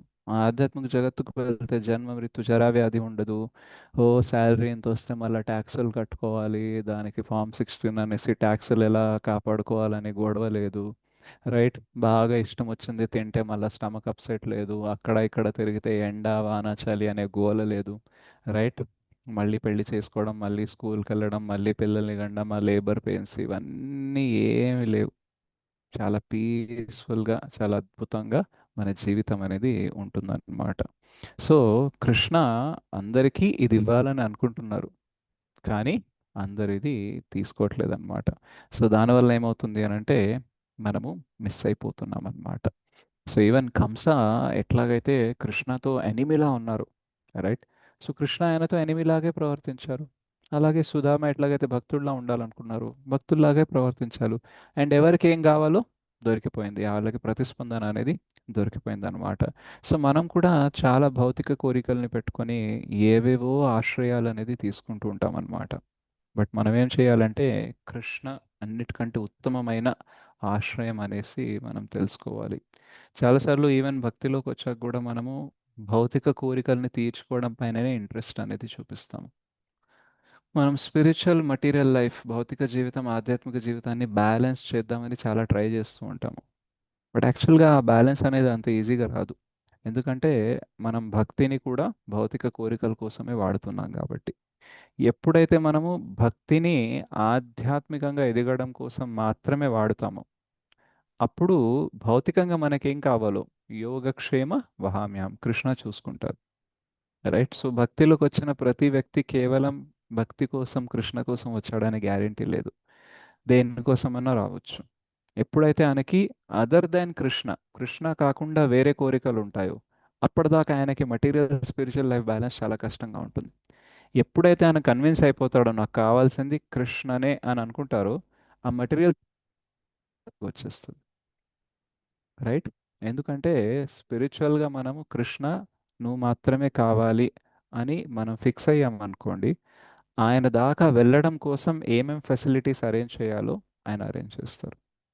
కానీ మనమే డౌట్ఫుల్గా ఉన్నాము, సరే భక్తి వల్ల నాకు లాభాలు కూడా వస్తాయి కదా, భౌతికంగా కూడా నేను ఎదిగే అవకాశం ఉంది కదా, నామ చింతామణి కృష్ణ, సో నామం తీసుకుంటే కోరికలు తీరుతాయి కదా అని మనం భౌతికం మీద ఫోకస్ చేసామనుకోండి, దెన్ ఏమవుతుంది అని అంటే మనం అక్కడ ఏం ప్రూవ్ చేస్తున్నామంటే we are still interested in material world. మనం ఈ భౌతిక జగత్తులో భౌతిక కోరికల్లోనే ఇంట్రెస్టెడ్గా ఉన్నామని అన్నాం కాబట్టి అటు ఆధ్యాత్మిక టేస్ట్ అనేది దొరకక, అటువైపు వెళ్ళక, ఇటు పూర్తిగా భౌతిక జీవితాన్ని కూడా ఎంజాయ్ చేయలేక చాలా మిడిల్లో ఉండిపోతాం. సో అప్పుడు చాలా స్ట్రగ్లింగ్ అనిపిస్తుంది ఈ భౌతిక జీవితాన్ని మరియు ఆధ్యాత్మిక జీవితాన్ని బ్యాలెన్స్ చేయడానికి, రైట్. సో సింపుల్గా మనం క్లియర్గా ఉండాలి, నాకు కావాల్సింది కృష్ణనే. సో కృష్ణకు తెలుసు అన్ని బంధాల, అన్ని రెస్పాన్సిబిలిటీస్ని ప్రాపర్గా మనం నిర్వర్తించకుండా ఈ జగత్తు నుంచి బయటపడలేం కాబట్టి అవన్నీ బాగా నిర్వర్తించడానికి ఏమేం కావాలో ఆయన సప్లై చేస్తారు, రైట్. సో అందుకే యోగక్షేమ వహామ్యహం అంటారు, మన దగ్గర ఉన్నదానికి రక్షణ ఇస్తారు, లేని దానిని సమకూరుస్తారు, రైట్. ఇప్పుడు మన ఇంట్రెస్ట్ అనేది కృష్ణ పైన ఉంటే, రైట్. సో అది కాకుండా వేరే ఏమైనా ఇంట్రెస్ట్ ఉంటే దెన్ ట్రబుల్ అనేది మనకి ఉంటుందన్నమాట. సో కృష్ణ మనకి అన్ని రకాలుగా సంరక్షణ ఇవ్వగలరు.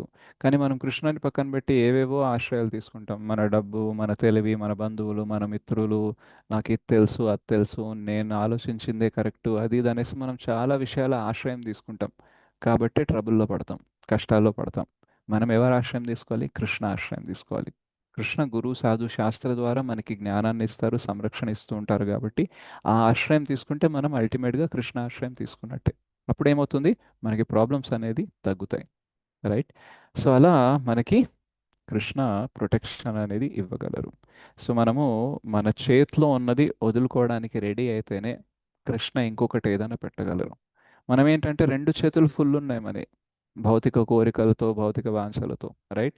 కాబట్టి కృష్ణ ఏమంటారంటే నేను నీకు శుద్ధ భక్తి ఇవ్వాలనుకుంటున్నాను కానీ ఖాళీ అది ఎక్కడ పెట్టుకుంటావు, ఇజంట్ ఇట్? సో మనకి రెండే చేతులు ఉన్నాయి, కొంచెమే పట్టుకోవచ్చు. సో మనకి చాయిస్, ఆధ్యాత్మికం పట్టుకుంటారా, భౌతికం పట్టుకుంటారా?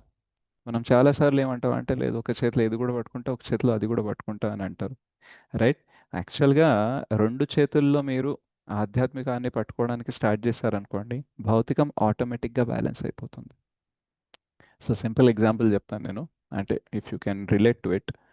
ఒకవేళ మీరు 100 మందిని బృందావన యాత్రకి తీసుకెళ్దాం అని అనుకున్నారనుకోండి, మీరు వెళ్ళడం ఖాయమా కాదా? ఖాయం ప్రభుజీ. కాయం ప్రభుజీ. రైట్. అదే మీరు బృందావన యాత్రకి వెళ్దామని అనుకుంటే, అది కష్టం. జరగచ్చు జరగకపోవచ్చు ప్రభుజీ. రైట్. సో ఈవెన్ మీరు 100 మందిని యాత్రకు తీసుకెళ్ళాలనేది కూడా జరగచ్చు జరగకపోవచ్చు, కానీ మీరు ఖచ్చితంగా వెళ్ళే ఏదైతే ఛాన్సెస్ ఉన్నాయో అవి చాలా హైగా ఉంటాయి.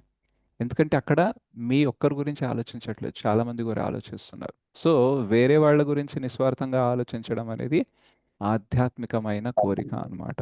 సో అందుకనే ఎప్పుడైతే మనము కృష్ణ కావాలి అని ఫోకస్ చేస్తామో మెటీరియల్ లైఫ్ ఆటోమేటిక్లీ బ్యాలెన్స్ అయిపోతుంది అనమాట, రైట్? శ్రీల ప్రభుపాదులు వారు ఎంత కష్టపడినా సరే లగ్జరీ అనేది ఆయనకి దొరకడం చాలా కష్టం, రైట్?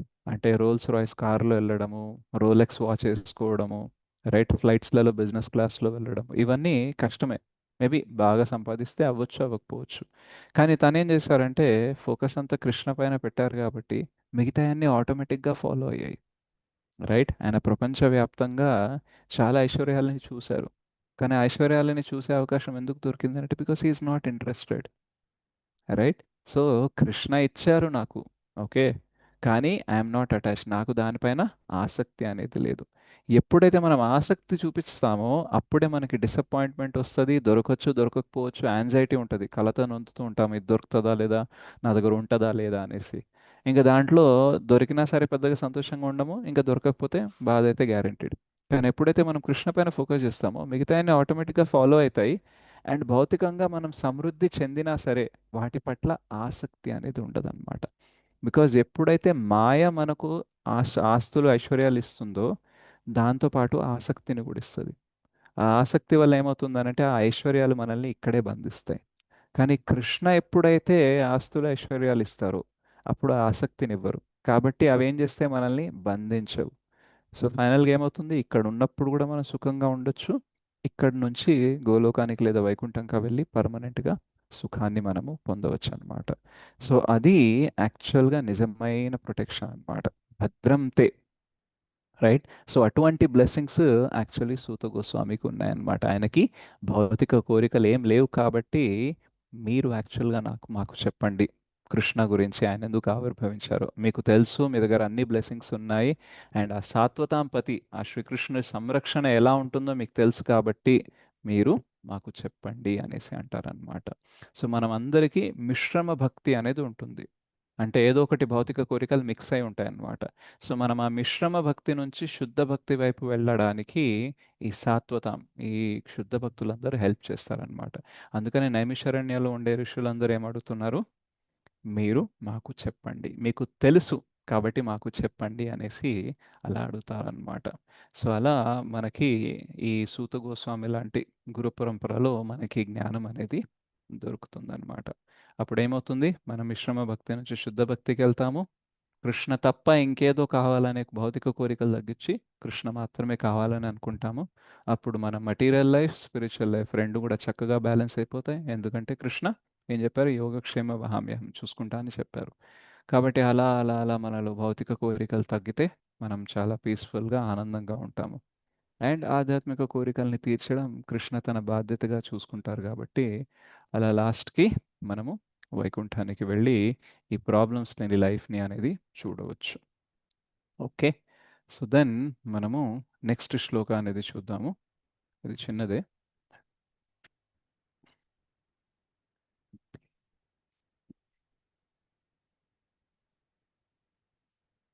తన్నః శుశ్రూషమాణానాం अर्हस्याङ्गानुवर्णितुं यस्यावतारो भूतानां क्षेमाय च भवाय च तन्नः शुश्रूषमाणानाम् अर्हस्यङ्गानुवर्णितुं यस्यावतारो भूतानां क्षेमाయ చ భవాయ చ. సో ఇక్కడ ఏమడుగుతున్నారంటే ఐ షేర్.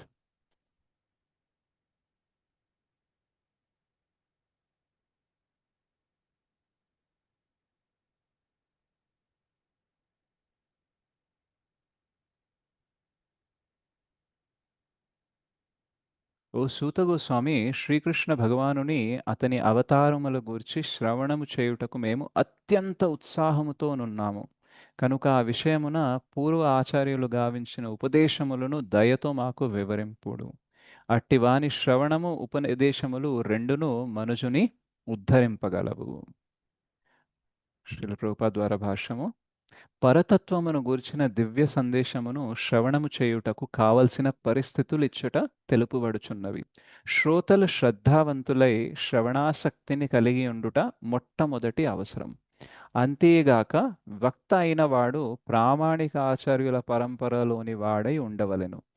భౌతిక భావనలో మునిగి ఉన్న వానికి పరతత్వమునకు సంబంధించిన దివ్య సందేశము అవగాహమునకు రాదు. ఆధ్యాత్మిక గురువు నిర్దేశములో అట్టి భౌతిక భావనల నుండి మనుజుడు క్రమముగా పవిత్రుడు కాగలడు. కనుకనే ప్రతి ఒక్కరును పరంపరలో నిలిచి ఉండి నమ్రతతో శ్రవణము చేయు దివ్య విధానమును నిర్వవలెను. ఈ విధముగా శ్రవణ విషయమున వక్తకు శ్రోతులకు కావలసిన పరిస్థితులన్నీయును సూత గోస్వామికి నైమిషారణ్యముల ఋషులకు నడుమ చక్కగా అమరి ఉన్నవి.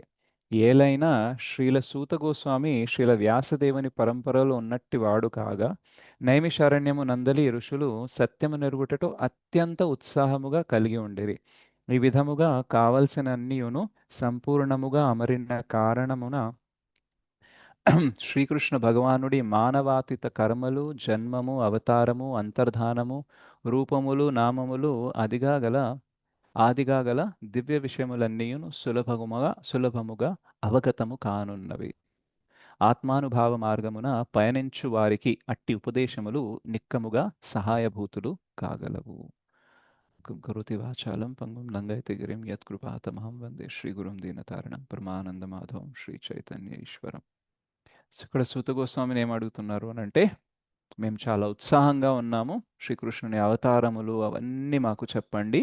ఎట్లాగైతే మీ ప్రీవియస్ ఆచార్యస్ పూర్వ ఆచార్యులు మీకు ఎట్లయితే ఉపదేశములు ఇచ్చారో మీరు శ్రవణం చేశారు కాబట్టి అవన్నీ మాకు చెప్పండి అనేసి అంటున్నారు.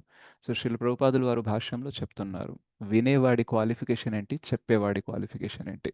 రైట్. సో వక్త గురు పరంపరలో, ప్రామాణిక గురు పరంపరలో ఉండాలి. ప్రామాణిక గురు పరంపరలో ఉంటేనే మనం యాక్చువల్గా ఈ సబ్జెక్ట్ మాట్లాడడానికి అర్హతని పొందుతాం. ఎందుకనంటే శ్రీమద్ భాగవతం లేదా శ్రీమద్ భగవద్గీత లేదా ఏ పురాణమైనా సరే, ఏ శాస్త్రమైనా సరే, దాన్ని యాజ్ ఇట్ ఈస్గా చెప్పాలి అని అంటే మనలో 4 డిఫెక్ట్స్ అనేది ఉండకూడదు. అండ్ మనలో 4 డిఫెక్ట్స్ ఎప్పుడు ఉండవు, ఎప్పుడైతే మనము ఏదైతే చెప్పారో ఆచార్యులు దాన్నే మనం యాజ్ ఇట్ ఈస్గా రిపీట్ చేస్తే ఆ డిఫెక్ట్స్ అనేది రావు. కానీ ఆచార్యులు ఏదైతే చెప్పారో, నీకేదైతే అర్థమైందో దానికి ఇంకేదన్నా నువ్వు కలుపుకొని చెప్పు అంటే ఆ కలపడంలో మనకి ఆ మిక్సింగ్ అనేది రాంగ్ అయ్యే అవకాశం ఉంటుందన్నమాట. అండ్ ఆ మిక్సింగ్ రాంగ్ అవ్వడము ఇవన్నీ ఎప్పుడు జరుగుతాయనంటే మన లోపల భౌతిక కోరికలు ఉన్నప్పుడు. రైట్. ఎప్పుడైతే మనలో భౌతిక కోరికలు లేవో, మనం భక్తి చక్కగా ప్రాక్టీస్ చేస్తామో, ప్రామాణిక గురువుల పరంపరలో మనం వస్తామో, అప్పుడు వాళ్ళ కృప ద్వారా ఈవెన్ యాజ్ అ మనిషిగా మనలో 4 డిఫెక్ట్స్ ఉన్నా సరే, 4 లోపాలు ఉన్నా సరే, గురు పరంపరలో వచ్చాం కాబట్టి వాళ్ళ కృప వల్ల ఏమవుతుందనంటే మెసేజ్ అనేది యాజ్ ఇట్ ఈస్ వెళ్తుందన్నమాట. రైట్. మనము ఒక డాక్టర్ మనకు ఒక మందు రాసిచ్చాడు అనుకోండి, ఆ మందు మన వ్యాధిని తగ్గిస్తుంది. సో ఆ మందు మనం ఎక్కడెళ్ళి కొంటాము? డాక్టర్ ఇవ్వడు కదా, డాక్టర్ రాసిస్తాడు. మనం ఎక్కడెళ్ళి కొంటాం? Medical shop okay.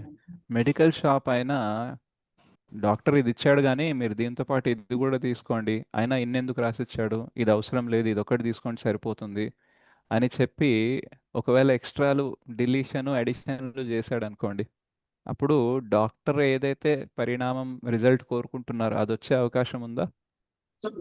రాదు ఉండదు ప్రభుజీ గురూజీ. లేదు. రాదు. రైట్. ఎందుకంటే మెడికల్ అయిన లాగే పనిచేయాలి. డాక్టర్ లాగా పనిచేయకూడదు.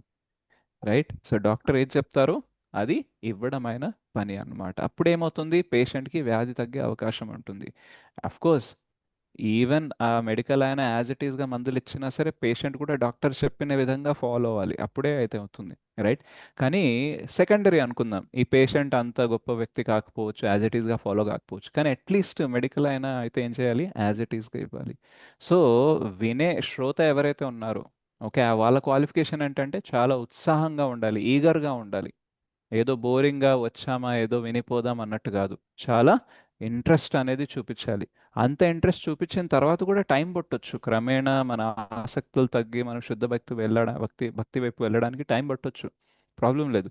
కానీ ఎవరైతే వక్త ఉన్నారో వాళ్ళు మాత్రం ప్రామాణికంగా యాజ్ ఇట్ ఈజ్ అనేది ఇవ్వాలి. Right.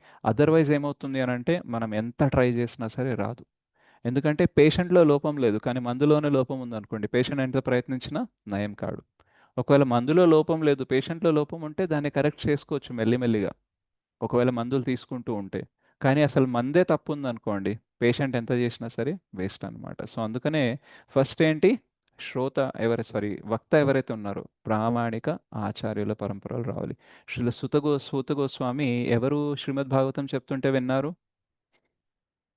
Sukhadeva Goswami. Shukadeva Sukhadeva Goswami. Goswami. Right. So Shukadeva Goswami ఎవరి దగ్గర విన్నారు? శుకదేవ గోస్వామి వ్యాసదేవ్. సో వ్యాసదేవ్, నారద బ్రహ్మ, బ్రహ్మ కృష్ణ. సో ఇట్లా ఆ నాలెడ్జ్ అనేది పరంపరలో వస్తుంది కాబట్టి అది ప్రామాణికమైనది. సో మీరు ప్రామాణిక ఆచార్యుల పరంపరలో ఉన్నారు, వాళ్ళ కృపతో మీకు అర్థమైంది మొత్తం, కేవలం వినడం కాదు, మీకు మొత్తం అర్థం కూడా అయింది కాబట్టి సూత గోస్వామి మీరు మాకు చెప్పండి అనేసి చెప్తున్నారనమాట. సో యాక్చువల్గా ఎవరైతే ప్రామాణిక ఆచార్యుల పరంపరలో వస్తారో గోస్వామి లాంటి వ్యక్తులు, వాళ్ళు కేవలం విన్నవాళ్లే కాదు, విని దాన్ని ప్రాపర్గా అసిమిలేట్ చేసుకోవడం, అంటే దాన్ని ఎలా అర్థం చేసుకోవాలో అలా అర్థం చేసుకునే వ్యక్తులు అనమాట. సో అందుకని అట్లాంటి వాళ్ళ ద్వారా విన్నామనుకోండి పరివర్తన అనేది వస్తుంది. అండ్ ఈ భగవంతుని కథ, ఈ శ్రీమద్ భాగవతం అనేది ఎంత గొప్పదంటే విన్న వాళ్ళకి చెప్పే వాళ్ళకి ఇద్దరికి కూడా భగవంతుడు దొరికే అవకాశం ఉంది. సో శుకదేవ గోస్వామి పరీక్షిత్ మహారాజ్కి చెప్పారు, పరీక్షిత్ మహారాజ్ భగవద్ధామానికి వెళ్ళిపోయారు, క్రమేణా సుఖదేవ్ గోస్వామి కూడా భగవద్ధామానికి వెళ్ళిపోయారు. సో యాక్చువల్గా శ్రీమద్ భాగవతం అనేది కేవలం చెప్పే వాళ్ళకే మంచిది, వినేవాళ్ళకి కాదు అని కాదు. కొన్నిసార్లు ఈవెన్ చెప్పే వాళ్ళకంటే వినేవాళ్ళు బాగా ఈగర్గా ఉన్నారనుకోండి, వాళ్ళు ఫస్ట్లో వెళ్ళిపోవచ్చు.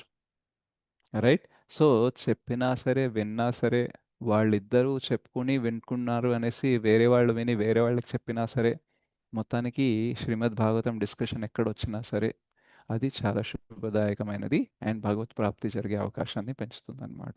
సో అందుకనే మనం ఎప్పుడన్నా క్లాస్కి వచ్చామనుకోండి, భగవద్గీత అయినా భాగవతం అయినా ఏ స్పిరిచువల్ డిస్కోర్స్ అయినా సరే మనం చాలా ఈగర్నెస్తో రావాలి.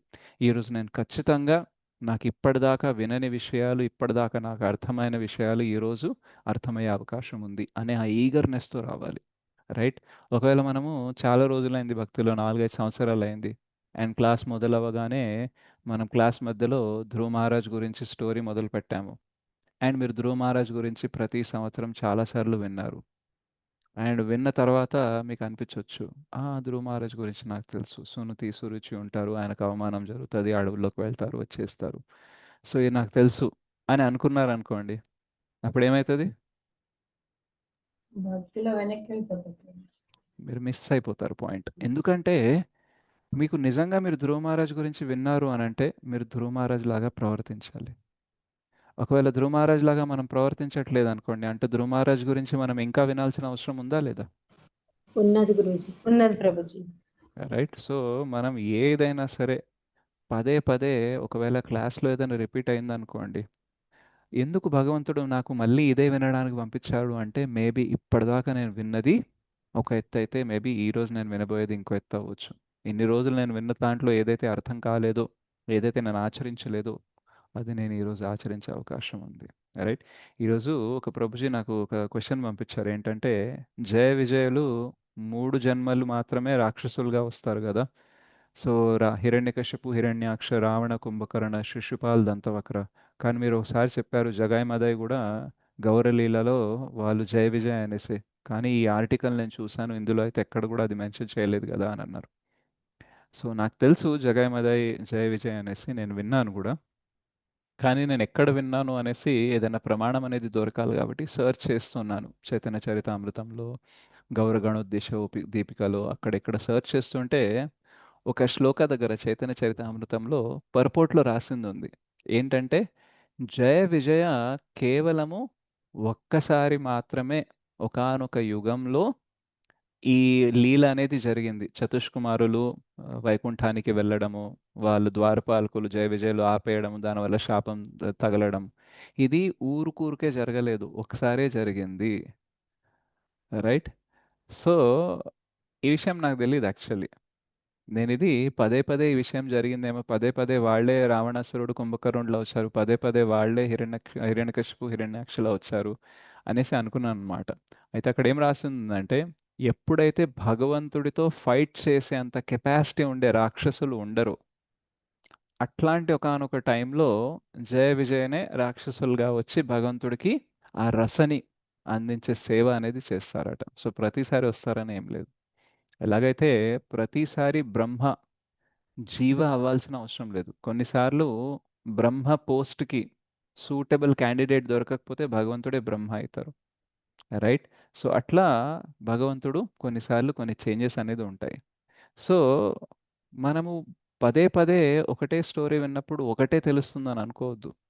రైట్. ఏదన్నా మనకి కొత్త విషయం తెలిసే అవకాశం అనేది ఉంటుంది.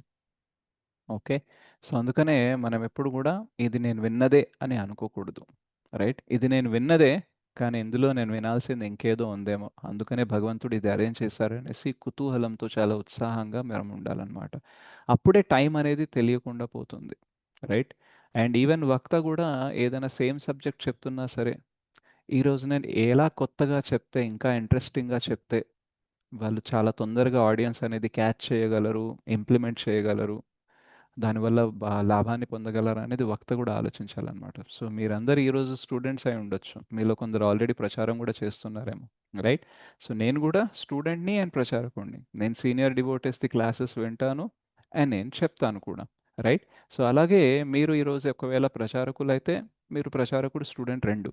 లేదు మీరు ప్రచారకులు కాలేదు, ఈరోజు ఓన్లీ స్టూడెంట్స్ అంటే ఈ రెండు విషయాలు కూడా మీరు గుర్తుపెట్టుకోవాలి. యాజ్ అ స్టూడెంట్గా మీరు ఎప్పుడు కూడా చాలా ఈగర్గా ఉండాలి, చాలా ఉత్సాహంగా, చాలా కుతూహలంగా ఉండాలి క్లాస్ కోసం.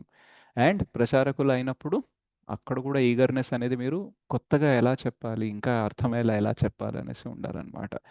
ఎసెన్స్ అనేది మిస్ అవ్వకూడదు. సారం ఏదైతే ఉందో, కాన్సెప్ట్ ఏదైతే ఉందో దాన్ని తారుమారు చేయకూడదు. కానీ దాన్ని చెప్పే విధానంలో కొన్ని ఎగ్జాంపుల్స్ కానీ క్లోజ్గా యాడ్ అయ్యేలాగా అట్లా అనేది మనము చూడొచ్చు అన్నమాట.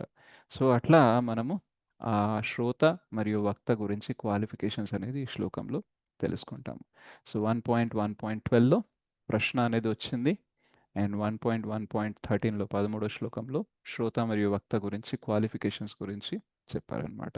ఇంకా రాబోయే శ్లోకాల్లో మనం ఇంకా ప్రశ్నలు అనేది వస్తాయి. అండ్ 2వ 3వ అధ్యాయంలో దానికి సూత గోస్వామి జవాబులు చెప్తారు.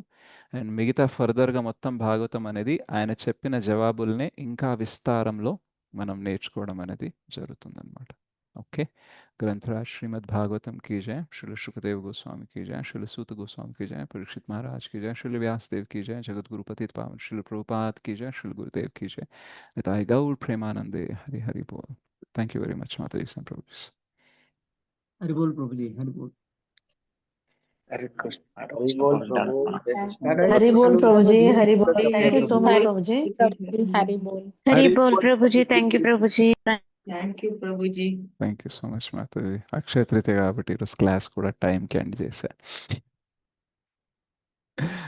ఎస్ కవిత మాతాజీ. హరే కృష్ణ ప్రభుజీ, ధన్యవాద ప్రణామం. అన్నది క్లాస్ మాతాజీ. చాలా బాగుంది ప్రభుజీ.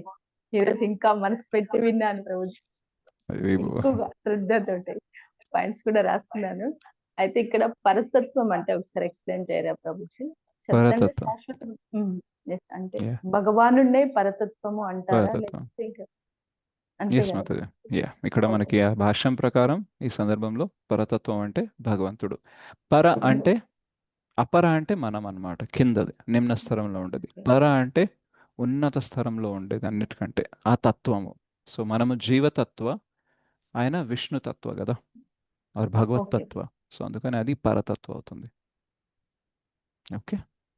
ఓకే ప్రభు. అలాగే ఇక్కడ ఇందాక పరాశురముని వ్యాసదేవుని యొక్క గురువా, నాకు అది కొంచెం father. Father. Okay yeah, Prabhu. Thank you Parasharamuni సత్యవతికి పుట్టిన పిల్లాడు Srila Vyasadeva. Vyasa. Yeah, okay Prabhu. Thank you ఇదే ప్రభు. హరే సత్యవతి ఫ్యూచర్లో కృష్ణ. శాంతను మహారాజ్ యొక్క వైఫ్ కూడా అవుతుంది. Okay Prabhu. Okay. Yeah, okay thank you Prabhuji. Hare thank you. Krishna. Hare Krishna. Yes, Sirisha Mataji. Hare Krishna Prabhu. Hare Krishna Mataji. Prabhu నాకు చిన్నది ఎప్పటి నుంచో డౌట్ వస్తూ ఉంటది. ఇలా నేను క్లాస్ విన్నా కూడా నాకు చెప్పింది వినడం, ఇది ఇది ఇంతే, ఇది కరెక్టే, ఇంతే గురువు గారు చెప్పారు ఇంతే అని ఉంటుంది. నాకు డౌట్లు రావు ప్రభు, ఎప్పుడు ఏవి అడగను. ఇది సరైన పద్ధతి అంటారా, లేకపోతే ఏమన్నా నేను రాంగ్ గా వింటున్నానా? అది ఇప్పుడు రాంగ్గా వింటున్నారా లేదా, సరైన పద్ధతా కాదా అని అడిగారు కదా, సో డౌటే హరే కదా ఇది. కృష్ణ. Yes, ప్రభు. కరెక్ట్గానే ఉన్నారు, ఎందుకంటే మూర్ఖుడే ఎప్పుడు ప్రశ్నించాడు, రైట్? సో మీరు, హరే మీకు ప్రశ్న లేదు, కానీ ప్రశ్న ఎందుకు లేదనే ప్రశ్న ఉందంటే మీకు ప్రశ్న ఉన్నట్టే కదా, ఎస్ ప్రభు. రైట్? సో నో ప్రాబ్లం, ఏం కాదు. ఎందుకంటే నేను కూడా క్వశ్చన్స్ జనరల్గా నేను చాలా క్లాసెస్ వింటుంటాను కదా, లైవ్లో విన్నా సరే నేను క్వశ్చన్లు అడగను. ఎందుకంటే అసలు క్లాస్ విన్న తర్వాత నేను ఫస్ట్ విన్నది దానిపైన మెడిటేట్ చేయడానికి ట్రై చేస్తాను, అండ్ దాని తర్వాత ఏదైనా క్వశ్చన్లు వస్తే మేబీ అడగడానికి ట్రై చేస్తాను. ఎందుకంటే యాక్చువల్గా మనం చాలాసార్లు ఇమీడియట్గా క్లాస్ అయిన తర్వాత క్వశ్చన్స్ అడిగినప్పుడు కొంచెం డివేట్ అయ్యే అవకాశం కూడా ఉంటాయి. అందరు కాదు, నాకు అనిపిస్తుంది అది, రైట్? సో అందుకనే నేను జనరల్గా అడగను. సో మేబీ మీరు కూడా ఆ టైప్ అయి ఉండొచ్చు. మొదట్లో నేను అడిగేవాడిని, కానీ దాని తర్వాత అడగడం చాలా తగ్గించేసాను అనమాట. Okay. Okay so no okay problem. ఏంటంటే మీకు అర్థం అవ్వాలి, అర్థమైంది మీరు జీవితంలో అమలు పరుస్తున్నారనుకోండి, పర్లేదు. ఫ్యూచర్లో అమలు పరిచిన తర్వాత కొన్ని సందేహాలు రావచ్చు, అప్పుడు అడగవచ్చు, ఏం ప్రాబ్లం లేదు. Okay. Okay. Hare Krishna. Yeah, thank you Mataji. Yes, Prabhavati మాతాజీ. హరే కృష్ణ ప్రభుజీ, దండవత్ ప్రణామం. ధన్యవాదాలు క్లాస్ మాతాజీ.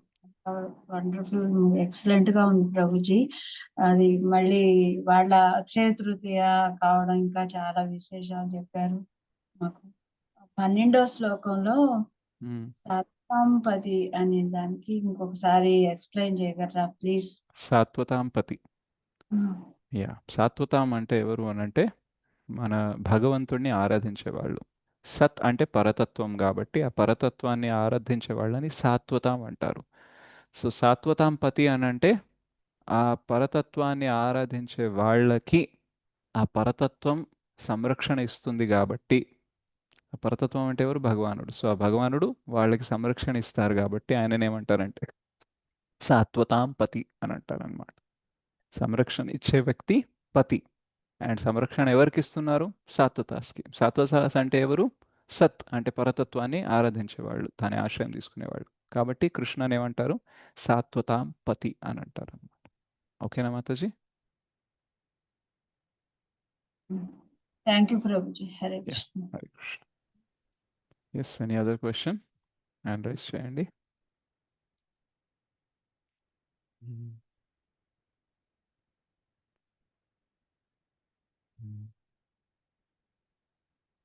ఎస్, శిరీష మాతాజీ. హరే కృష్ణ ప్రభుజీ, దండవత్ ప్రణామం. జై శ్రీల ప్రభుపాద. జై శ్రీల ప్రభుపాద. హరే కృష్ణ, దండవత్ ప్రణామం. చెప్పండి మాతాజీ. ప్రభుజీ చాలా బాగుంది Prabhuji class. Thank you Prabhuji Mataji. మీరు క్లాస్ చెప్పేటప్పుడు అన్నారు కదా, భగవానుడి గురించి చెప్పారు మీరు. కృష్ణుని మాత్రమే మనం భగవానుడు అని అంటాము అని. కానీ మ్మ్. ప్రభుపాదుల వారి పర్పస్ లో వాటిలలో మ్మ్. అప్పుడప్పుడు వ్యాస భగవానుడు, సూర్య భగవానుడు అలా మాట్లాడతారు కదా, మ్మ్. ఎందుకని అలా మాట్లాడతారు ఒకసారి చెప్పగలరా? యా, భగవంతుని అవతారాలని మరియు భగవంతుని గొప్ప భక్తుల్ని కూడా కొన్నిసార్లు భగవానుడు అనేసి మనము ఇది సంబోధిస్తూ ఉంటాం అన్నమాట. సో ఎందుకంటే ఎలాగైతే భగవంతుని ఐశ్వర్యాలు ఉంటాయో, భగవంతుని కృపతో వాళ్ళకి కూడా ఆ ఐశ్వర్యాలు అనేది ఉంటాయి అన్నమాట. సో అందుకనే వాళ్ళని భగవంతుని స్థానంకి ఆల్మోస్ట్ ఈక్వల్గా మనం చూడాలి అనేసి అంటారు. Right? So but they are not భగవాన్స్. ఇప్పుడు వ్యాసదేవ్ అయితే ఈ పర్టికులర్గా ఇప్పుడు ఏదైతే వ్యాసదేవ్ ఉన్నారో ఆయన స్వయంగా భగవంతుడే. కృష్ణ ద్వైపాయన వ్యాస అని అంటారు. లిటరరీ ఇంకార్నేషన్ అంటే మనకి ఈ గ్రంథాలు అవన్నీ లిఖిత రూపంలో ఇవ్వడానికి భగవంతుడే తీసుకున్న అవతారం కాబట్టి వ్యాస భగవానుడు అనొచ్చు. ఆయన భగవాన్ కూడా అవుతారు. కానీ నారదని కూడా కొన్నిసార్లు అంటారు, కొన్నిసార్లు శుద్ధ భక్తుల్ని కూడా అంటారు. రైట్? బికాస్ భగవంతుని కృప వల్ల వాళ్ళకు కూడా ఈ ఐశ్వర్యాలు అనేది వాళ్ళలో ఈ ఐశ్వర్యాలు మనం చూస్తూ ఉంటాం. కాబట్టి వి కెన్ అంటే ఒక లెవెల్లో ఒక సందర్భంలో వాళ్ళని భగవాన్ లాగా సంబోధించవచ్చు. బట్ ఏదైతే మనం ఇక్కడ ఈ సందర్భంలో భగవాన్ అని మాట్లాడుతున్నామో ఆ షడ్వైశ్వర్యాలని పూర్తిగా కలిగి ఉన్నాడు, ఆ కాంటెక్స్లో మనం చెప్పట్లేదు. డివోటీస్ విషయంలో అయితే, వ్యాసదేవ విషయంలో అయితే చెప్పొచ్చు. ఓకే, ఓకే ప్రభుజీ, thank you so much. Thank you so much. Hare Krishna. Hare Krishna. Yes Shailaja మాతాజీ. హరే కృష్ణ ప్రభుజీ. హరే కృష్ణ మాతాజీ. అక్షయ తృతీయ శుభాకాంక్షలు ప్రభుజీ. థ్యాంక్ యూ ఇది మాతాజీ. మీరు లాస్ట్ క్లాస్ లో చెప్పారు కదా ప్రభుజీ, నారదుడు ఉన్నారు కదా స్పిరిచువల్ బాడీ అని. సో ఇప్పుడు అంటే ఆయన ఎవ్రీ మినిట్ ఎవ్రీ టైం ఎప్పుడు నారాయణుని స్మరించడం వల్ల అతనికి అట్లా స్పిరిచువల్ బాడీ వచ్చింది కదా. సో ఇప్పుడు బ్రహ్మదేవుడి కంటే ఇతర దేవుళ్ళ కంటే అతనే కొంచెం పవర్ ఎక్కువ ఉన్నట. అంటే వీళ్ళందరికీ కొంచెం అంటే వీళ్ళ స్పిరిచువల్ బాడీ కాదు, వీళ్ళకి ఏదైనా అటాక్స్ జరిగితే వాళ్ళు ఫేస్ చేయాలి కదా. అవును. సో ఆ మరి రకంగా నారదుడికి కూడా అట్లా కన్ఫ్యూజన్స్ వస్తాయి కదా ప్రభుజీ, ఇప్పుడు కొన్ని కొన్ని ఉంటాయి కదా. మ్మ్. మరి ఆ సిచ్యువేషన్స్ లో అంటే అతనికి బాణాలు తగలలేదు, అతను సేఫ్ గా ఉన్నారు, అక్కడ దాకా వెళ్ళి తగలలేదు అని చెప్పారు కదా. సో మ్మ్. మరణం అనేది ఏమి ఉండదా నారదుడికి అని? స్పిరిచువల్ బాడీకి జన్మ మృత్యు జరా వ్యాధి ఉండదు కదా. అదే ప్రభుజీ, ఇప్పుడు బ్రహ్మదేవుడి వరకు అయితే మరణము జననం అనేది ఉంటుంది, జరుగుతుంది, జరుగుతుంది. నారదుడికి అయితే ఉండదు. ఆయన ఎప్పుడు ఒక్కైనానే ఉంటారా? సేమ్ మనకి ఇప్పుడు విష్ణుదేవుడు, లక్ష్మీదేవి, శివ పార్వతుల లాగా ఇట్లా ఎటర్నల్ నారదుడు. అసోసియేట్స్. నిత్య పార్షదులు వాళ్ళు. సో నిత్య అంటే ఎప్పటికీ ఉంటారన్నమాట. Okay Prabhuji, okay. Thank you so and much. బ్రహ్మదేవుడి కంటే ఆయన ఎక్కువనా అని అంటే కోర్స్ స్పిరిచువల్ బాడీ ఉంది కాబట్టి ఆయనకి ఎక్కువ అనే చెప్పొచ్చు. బట్ యాక్చువల్గా ఏంటంటే ఎప్పుడైతే మనం భక్తి సందర్భంలో అంటే భక్తి దృష్టికోణంతో చూస్తామో ఎక్కువ తక్కువ అనే లెక్కలు రావు. అవును ప్రభుజీ, అంటే రైట్. కంపారిజన్ అటాక్స్ గురించి చెప్పారు కదా మీరు, యా, అందుకని నేను అదే చెప్పాల్సి వచ్చింది ప్రభుజీ. ఈవెన్ బ్రహ్మదేవుడి మీద కూడా ఎవరు అటాక్ చేయడం అనేది అదే జనరల్గా జరగదు. జరగదు, బట్ వాళ్ళ భక్తులకి వరాలు ఇచ్చి ఆయన కొంచెం ఫేస్ ట్రబుల్ చేస్తారు కదా ఫేస్ చేస్తారు. సిచ్యువేషన్స్, అందుకని. ఇప్పుడు ఎవరైతే బ్రహ్మ ఉన్నారో, ఇప్పుడు ఎవరైతే ప్రభు. సూర్య ఉన్నారో, లార్డ్ గణేష యా ప్రభు.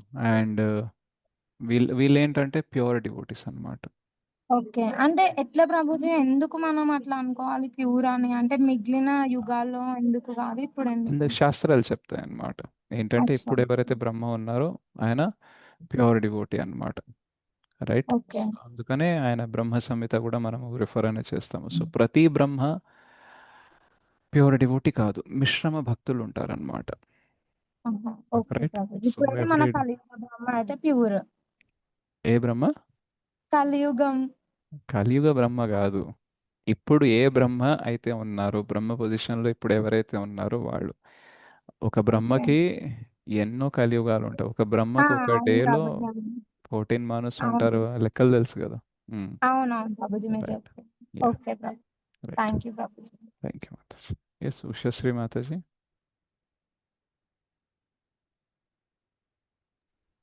హరే కృష్ణ ప్రభుజీ, దండవత్ ప్రణాం ప్రభుజీ. ధన్యవాదాలు ప్రణామ్ మాతాజీ. మీరు ఇందాక చెప్పినట్లు తుమార హృదయ గోవింద నివాస, గురు హృదయంలో కృష్ణ నివాసం ఉంటారు అని చెప్పారు ప్రభుజీ. అది మీరు ఆ దీక్షా సమయం అని కూడా ఒకటి చెప్పారు ప్రభుజీ, ఒక వర్డ్ చెప్పారు ప్రభుజీ. అది నాకు సగమే అర్థమైంది ప్రభుజీ. అది అంటే గురువు హృదయంలో కృష్ణ నివాసం ఉంటారు అన్నాక నెక్స్ట్ అనేది మీరు జీవుల హృదయంలో కూడా ఉంటారా అనేది, అంటే మన బద్ధ జీవులు, మాలాంటి బద్ధ జీవులు. అంటే నేనేం చెప్పానంటే శుద్ధ భక్తులు ఎవరైతే ఉంటారో వాళ్ళ హృదయంలో భగవంతుడు వాసం ఉంటుంది. ఓకే, మన హృదయంలో అంటే పరమాత్మ ఉంటారు. పరమాత్మ అయ్యా, సో ఆ పరమాత్మ ఏంటంటే ఇట్స్ లిమిటెడ్ అన్నమాట. పరమాత్మ ఏంటంటే మనము మనము ఆయనకి రెసిప్రొకేట్ చేసినప్పుడు ఆయన మనకి గైడ్ చేస్తారు. మటీరియల్ కావాలంటే మటీరియల్ ఇస్తారు, స్పిరిచువల్ కావాలంటే స్పిరిచువల్ గైడెన్స్ ఇస్తారు. ఈ పరమాత్మ ప్రభుజీ. పరమాత్మ, రైట్. అందుకని ఇప్పుడు భక్తులు కాని వాళ్ళు కూడా చాలా మంది తెలివైన వాళ్ళు ఉంటారు. వాళ్ళకి తెలివి ఎక్కడి నుంచి వచ్చింది అంటే అది కూడా పరమాత్మని ఇస్తారు. కానీ ఏం తెలివి? అది మటీరియల్, మెటీరియల్. రైట్. సో మనం ఎట్లా అడిగితే అట్లా. కానీ ఎప్పుడైతే మనము కంప్లీట్గా స్పిరిచువలే అవ్వాలని అనుకుంటామో అప్పుడు ఏంటంటే ఆ ఇప్పుడు జనరల్గా మనం ప్రేమించే వాళ్ళు మనకి ఎక్కడ ఉంటారు? హృదయంలో మన హృదయంలో ఉంటారు కదా, రైట్. సో సిమిలర్లీ శుద్ధ భక్తులకి భగవంతుడు అంటే ఎంత ప్రేమ అంటే వాళ్ళ హృదయంలో ఆయన ఆశ్రయం అనేది తీసుకుంటారనమాట, రైట్. సో ఎప్పుడైతే దీక్ష జరుగుతుందో దీక్ష మనం శుద్ధ భక్తుల నుంచే తీసుకుంటాం, ఎవరు పడితే వాళ్ళ దగ్గర తీసుకోం, రైట్. కాబట్టి ఎలాగైతే వసుదేవుడు తన దగ్గర ఉండే కృష్ణని ఇట్లా దేవకికి ట్రాన్స్ఫర్ చేశారు, అలాగే శుద్ధ భక్తుడు దీక్ష ఇచ్చేటప్పుడు తన దగ్గర ఉన్న కృష్ణని యాక్చువల్గా శిష్యుడికి ఇస్తాడనమాట, రైట్. యాక్చువల్గా నామరూపంలో మొదటగా ఇస్తారు. ఆ నామ రూపంలో మనం చక్కగా చేస్తే మన హృదయంలో అదే కృష్ణ మేనిఫెస్ట్ అవుతారు భగవాన్గా.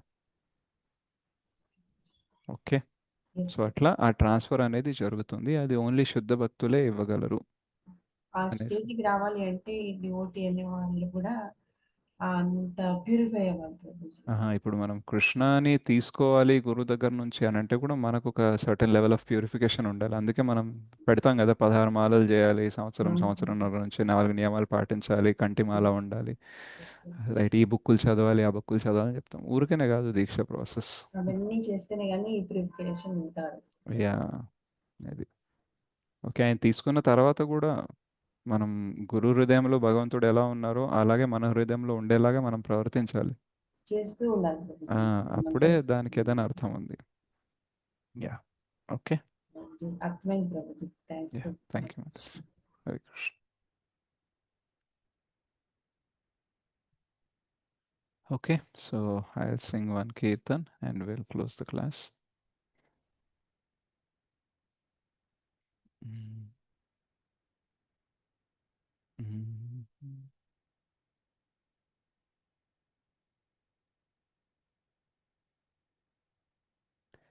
సో యాక్చువల్గా మనం ప్యూర్ డివోటీస్ గురించి మాట్లాడుతున్నాం కాబట్టి అందరికంటే టాప్ మోస్ట్ డివోటీ శ్రీమతి రాధారాణి కాబట్టి.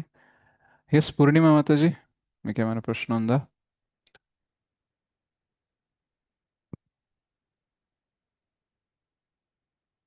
అన్మ్యూట్ చేసుకోండి మాతాజీ. ఆర్ పూర్ణిమ.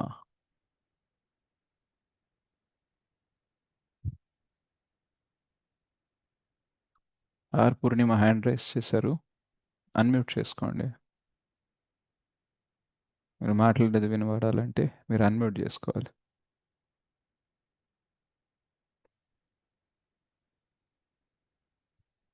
ఓకే,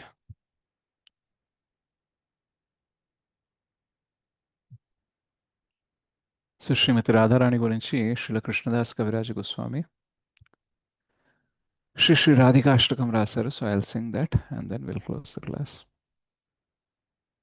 ముఖం కరోతి వాచాలం పంగుం లంఘయతే గిరిం యత్కృపాతమహం వందే శ్రీగురుం దీనతారణం పరమానందమాధవం శ్రీ చైతన్యేశ్వరం. శ్రీల కృష్ణదాస్ కవిరాज गोस्वामी की जय. श्रीमती राधा रानी की जय. कुङ्कुमाक्तकञ्चनाब्ज गर्वहारे गौरभा पीतनाञ्चिताब्जगन्ध कीर्तिनिन्दिसौरभा बल्लवेशसूनु सर्व वाञ्छितार्थसाधिका मह्यमात्मपादपद्म दास्य दास्तु राधिका. कौरविन्दकान्तिनिन्दे चित्रपटशाटिका कृष्णमत्तभृङ्गकेले हुल्लपुष्पवाटिका कृष्णनित्यसङ्गमार्थ पद्मबन्धुराधिका मह्यमात्मपादपद्म दास्य दास्तु राधिका सौकुमार्यसृष्टपल्ला वालिकीर्तिनिग्रह चन्द्रचन्दनोत्पलेन्दो सेव्यश्वेतविग्रह स्वाभिमर्शवल्लवीश कामतापबाधिका मह्यमात्मपादपद्म दास्य दास्तु राधिका विश्ववन्द्ययौवताभे वन्दितापि या रमा रूपनव्ययौवनादे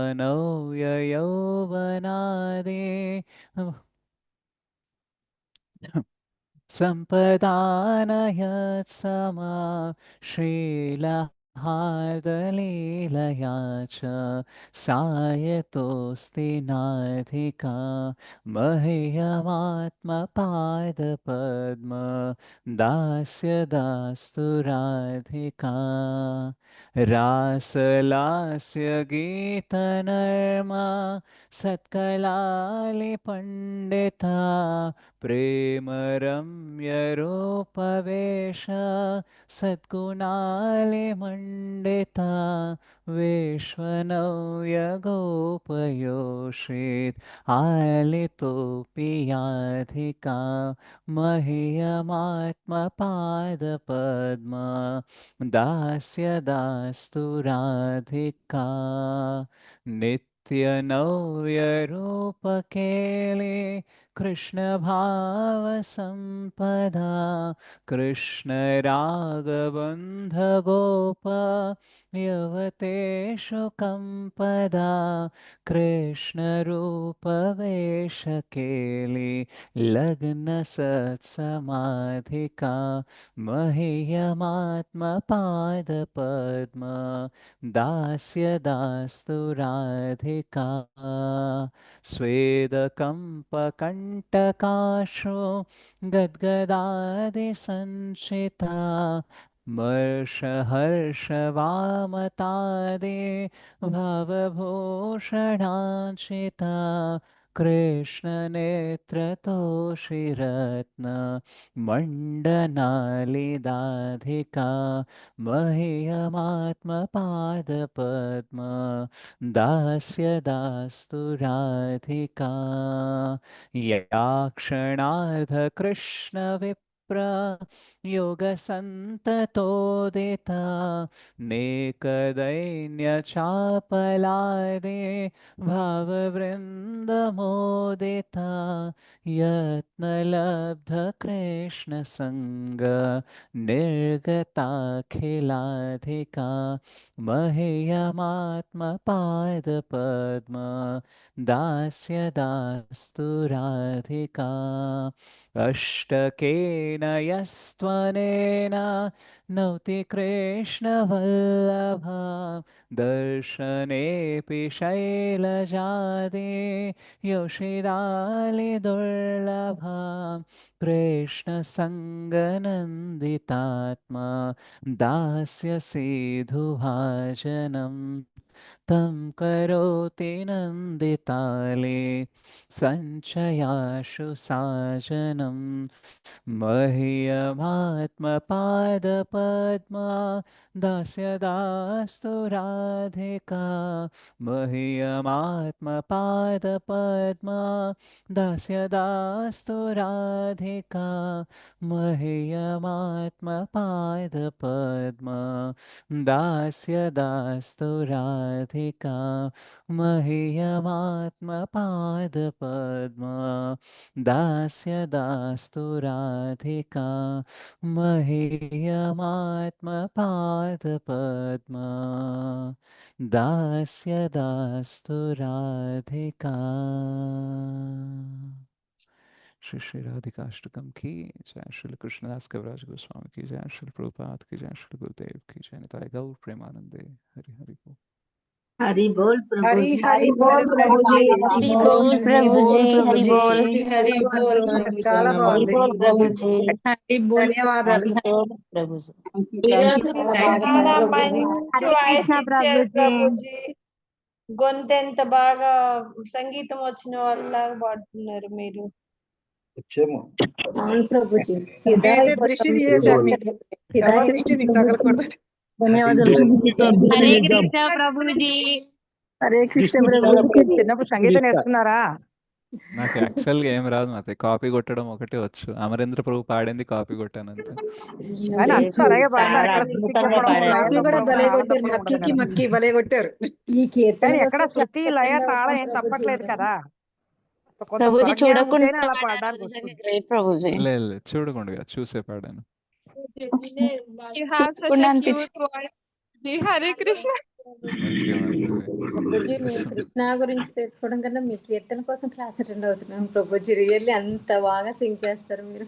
అయ్యో, thank you Mataji. Yes Madhuravani మాతాజీ, మీరు హ్యాండ్ రైస్ చేశారు. హరే కృష్ణ ప్రభుజీ. ఎస్ మాతాజీ. ప్రభుజీ, నాకు ఒక చిన్న డౌట్ ఉంది. ఇప్పుడు మనం భక్తి చేస్తున్నాం కదా ప్రభుజీ, ప్రతిదీ కృష్ణ ప్లాన్ అని మనకు తెలుసు.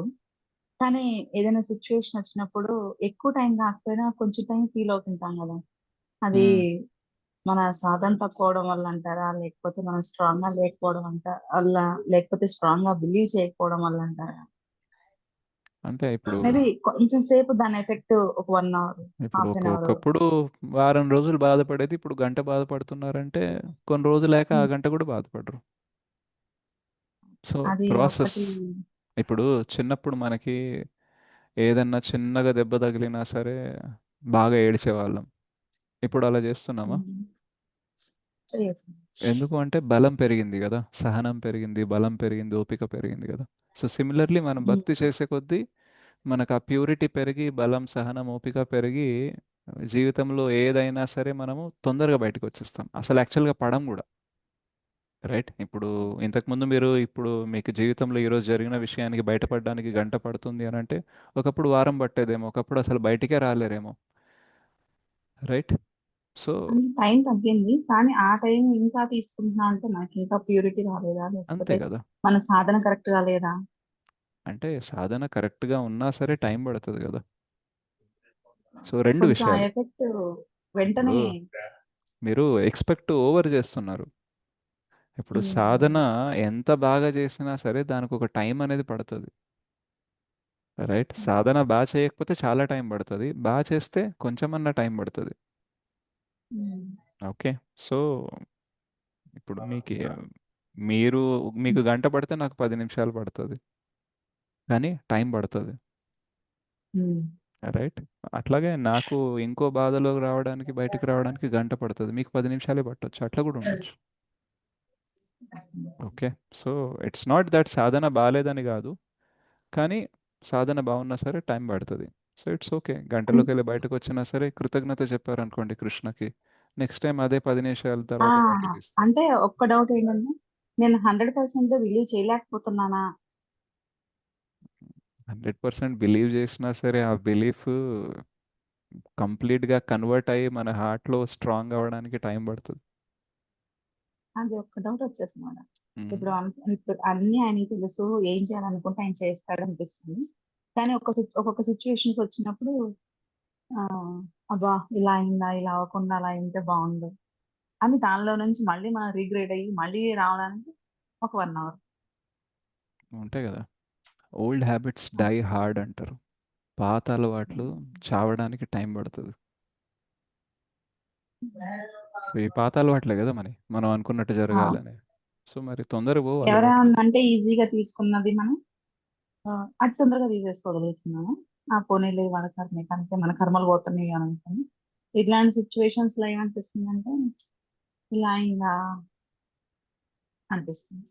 ఇప్పుడు నేనేం ఆన్సర్ ఇచ్చాను మీకు అర్థమైందా? అర్థమైంది. మీ క్వశ్చన్కి ఆన్సర్ వచ్చిందా? వచ్చింది.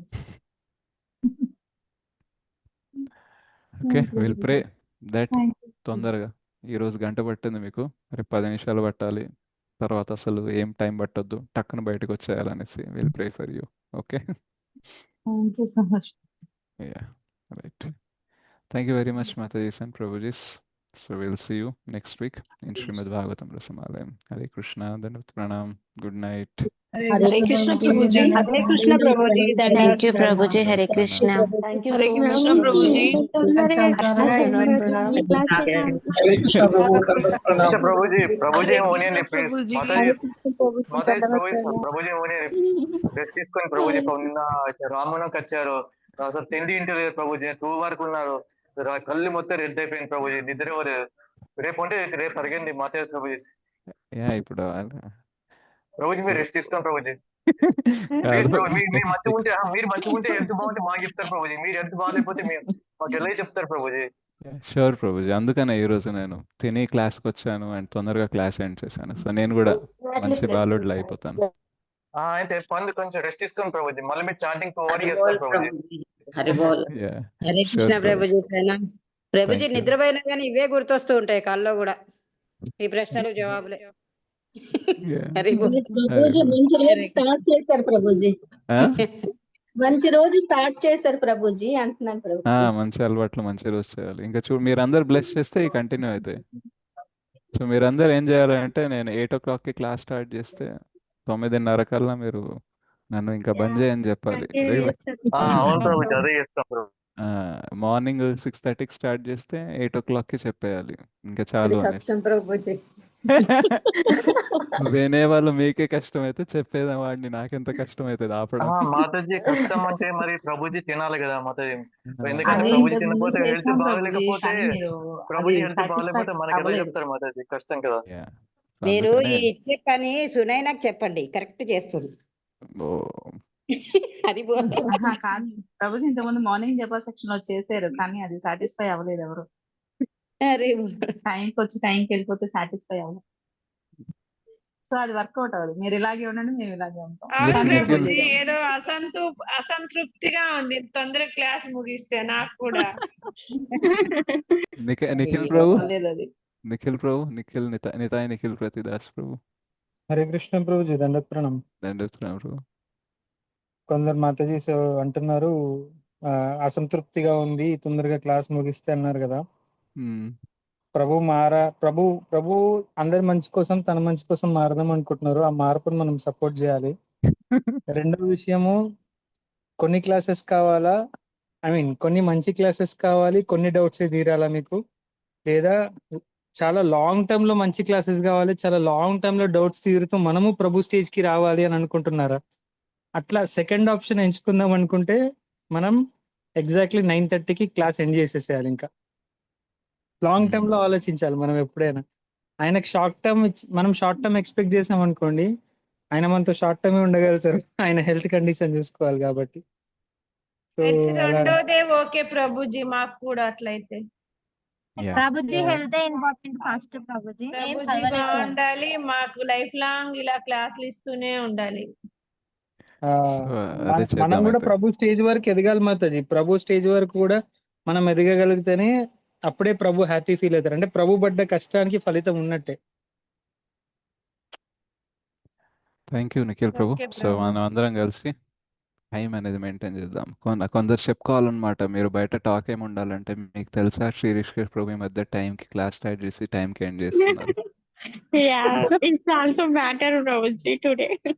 టైం కి అయితే స్టార్ట్ అవుతుంది ప్రభుజీ, కానీ ఎండింగ్ చాలా ప్రొలాంగ్ అయిపోతుంది. ఇది బాగుంది ప్రభుజీ, ఈ రోజు చాలా బాగుంది, టు ది పాయింట్. మనకు ఇంతే కావాలి. Yeah, yes okay. ప్రభుజీ, మిస్ అయినామంటే వినాలంటే 3 hours వినాల్సి వస్తుంది అప్పుడు మళ్ళీ. ఒకవేళ ఒక మొన్న అయితే 4 hours క్లాస్ అండి. విని విని 1 week బ్యాక్ నాకు నిద్రలో కూడా క్వశ్చన్ ఆన్సర్స్ తిరుగుతున్నాయి అనమాట. అవే టాపిక్స్ తిరుగుతున్నాయి. చాలా నవ్వొచ్చింది నాకు, అది ఆశ్చర్యం అనిపిస్తుంది. సండే See రోజు your 6 నుంచి లాస్ట్ సండే 4 10:05 hours 10:10 తీసుకున్నారు ప్రభుజీ అయింది. క్లాస్. అప్పటికి మాకు ఇంకా వినాలనిపించింది 4 hours అయినా సరే. యా, అలా వినాలనిపించేలాగా చెప్పాలి, కాకపోతే అంతేలేండి. Yeah. సరే, హరే మార్నింగ్ కృష్ణ ఉంటుంది జప ప్రభుజీ. Session. So will see you tomorrow morning. Yes మాతాజీ, సుజాత మాతాజీ. మీరు ఇప్పుడు ఇప్పుడు ఇచ్చిన టాపికే మీరు రికార్డింగ్ పెట్టా కూడా రికార్డింగ్ లో వినడం కన్నా మీరు మళ్ళీ ఇంకోసారి అదే టాపిక్ చెప్పినా కూడా వినడానికి రెడీగా ఉంటుంది ప్రభుజీ. మాకు అలా అనిపిస్తుంది. డైరెక్ట్ వినడం కన్నా రికార్డింగ్ వినడం కన్నా డైరెక్ట్ వినడానికి అదే టాపిక్ ఇంకో 10 సార్లు మీరు డైరెక్ట్ గా వచ్చి చెప్పినా కూడా వినడానికి మాకు ఇష్టంగా ఉంటుంది ప్రభుజీ. భాగవత ప్రియులు మీరందరూ. ఈగర్నెస్. ఓకే, చలో అయితే see you Hare Krishna tomorrow ప్రభుజీ. మార్నింగ్. హరే కృష్ణ, ధన్యవాదాలు ప్రభు. హరే కృష్ణ, హరే దండవతం కృష్ణ కామరాజీ. గుడ్ ప్రభుజీ నైట్. హరే టెస్ట్ కృష్ణ తీసుకోండి ప్రభుజీ. ప్రభుజీ. కృష్ణ ప్రభుజీ, ధన్యవాదాలు. ధన్యవాద్. ఎస్ ఎస్ ఎస్ రెస్ట్ తీసుకోండి ప్రభుజీ. యా షూర్ ఒక మాట చెప్పాలి ప్రభుజీ. నిన్న మా రామూనకి వచ్చారు ప్రభుజీ.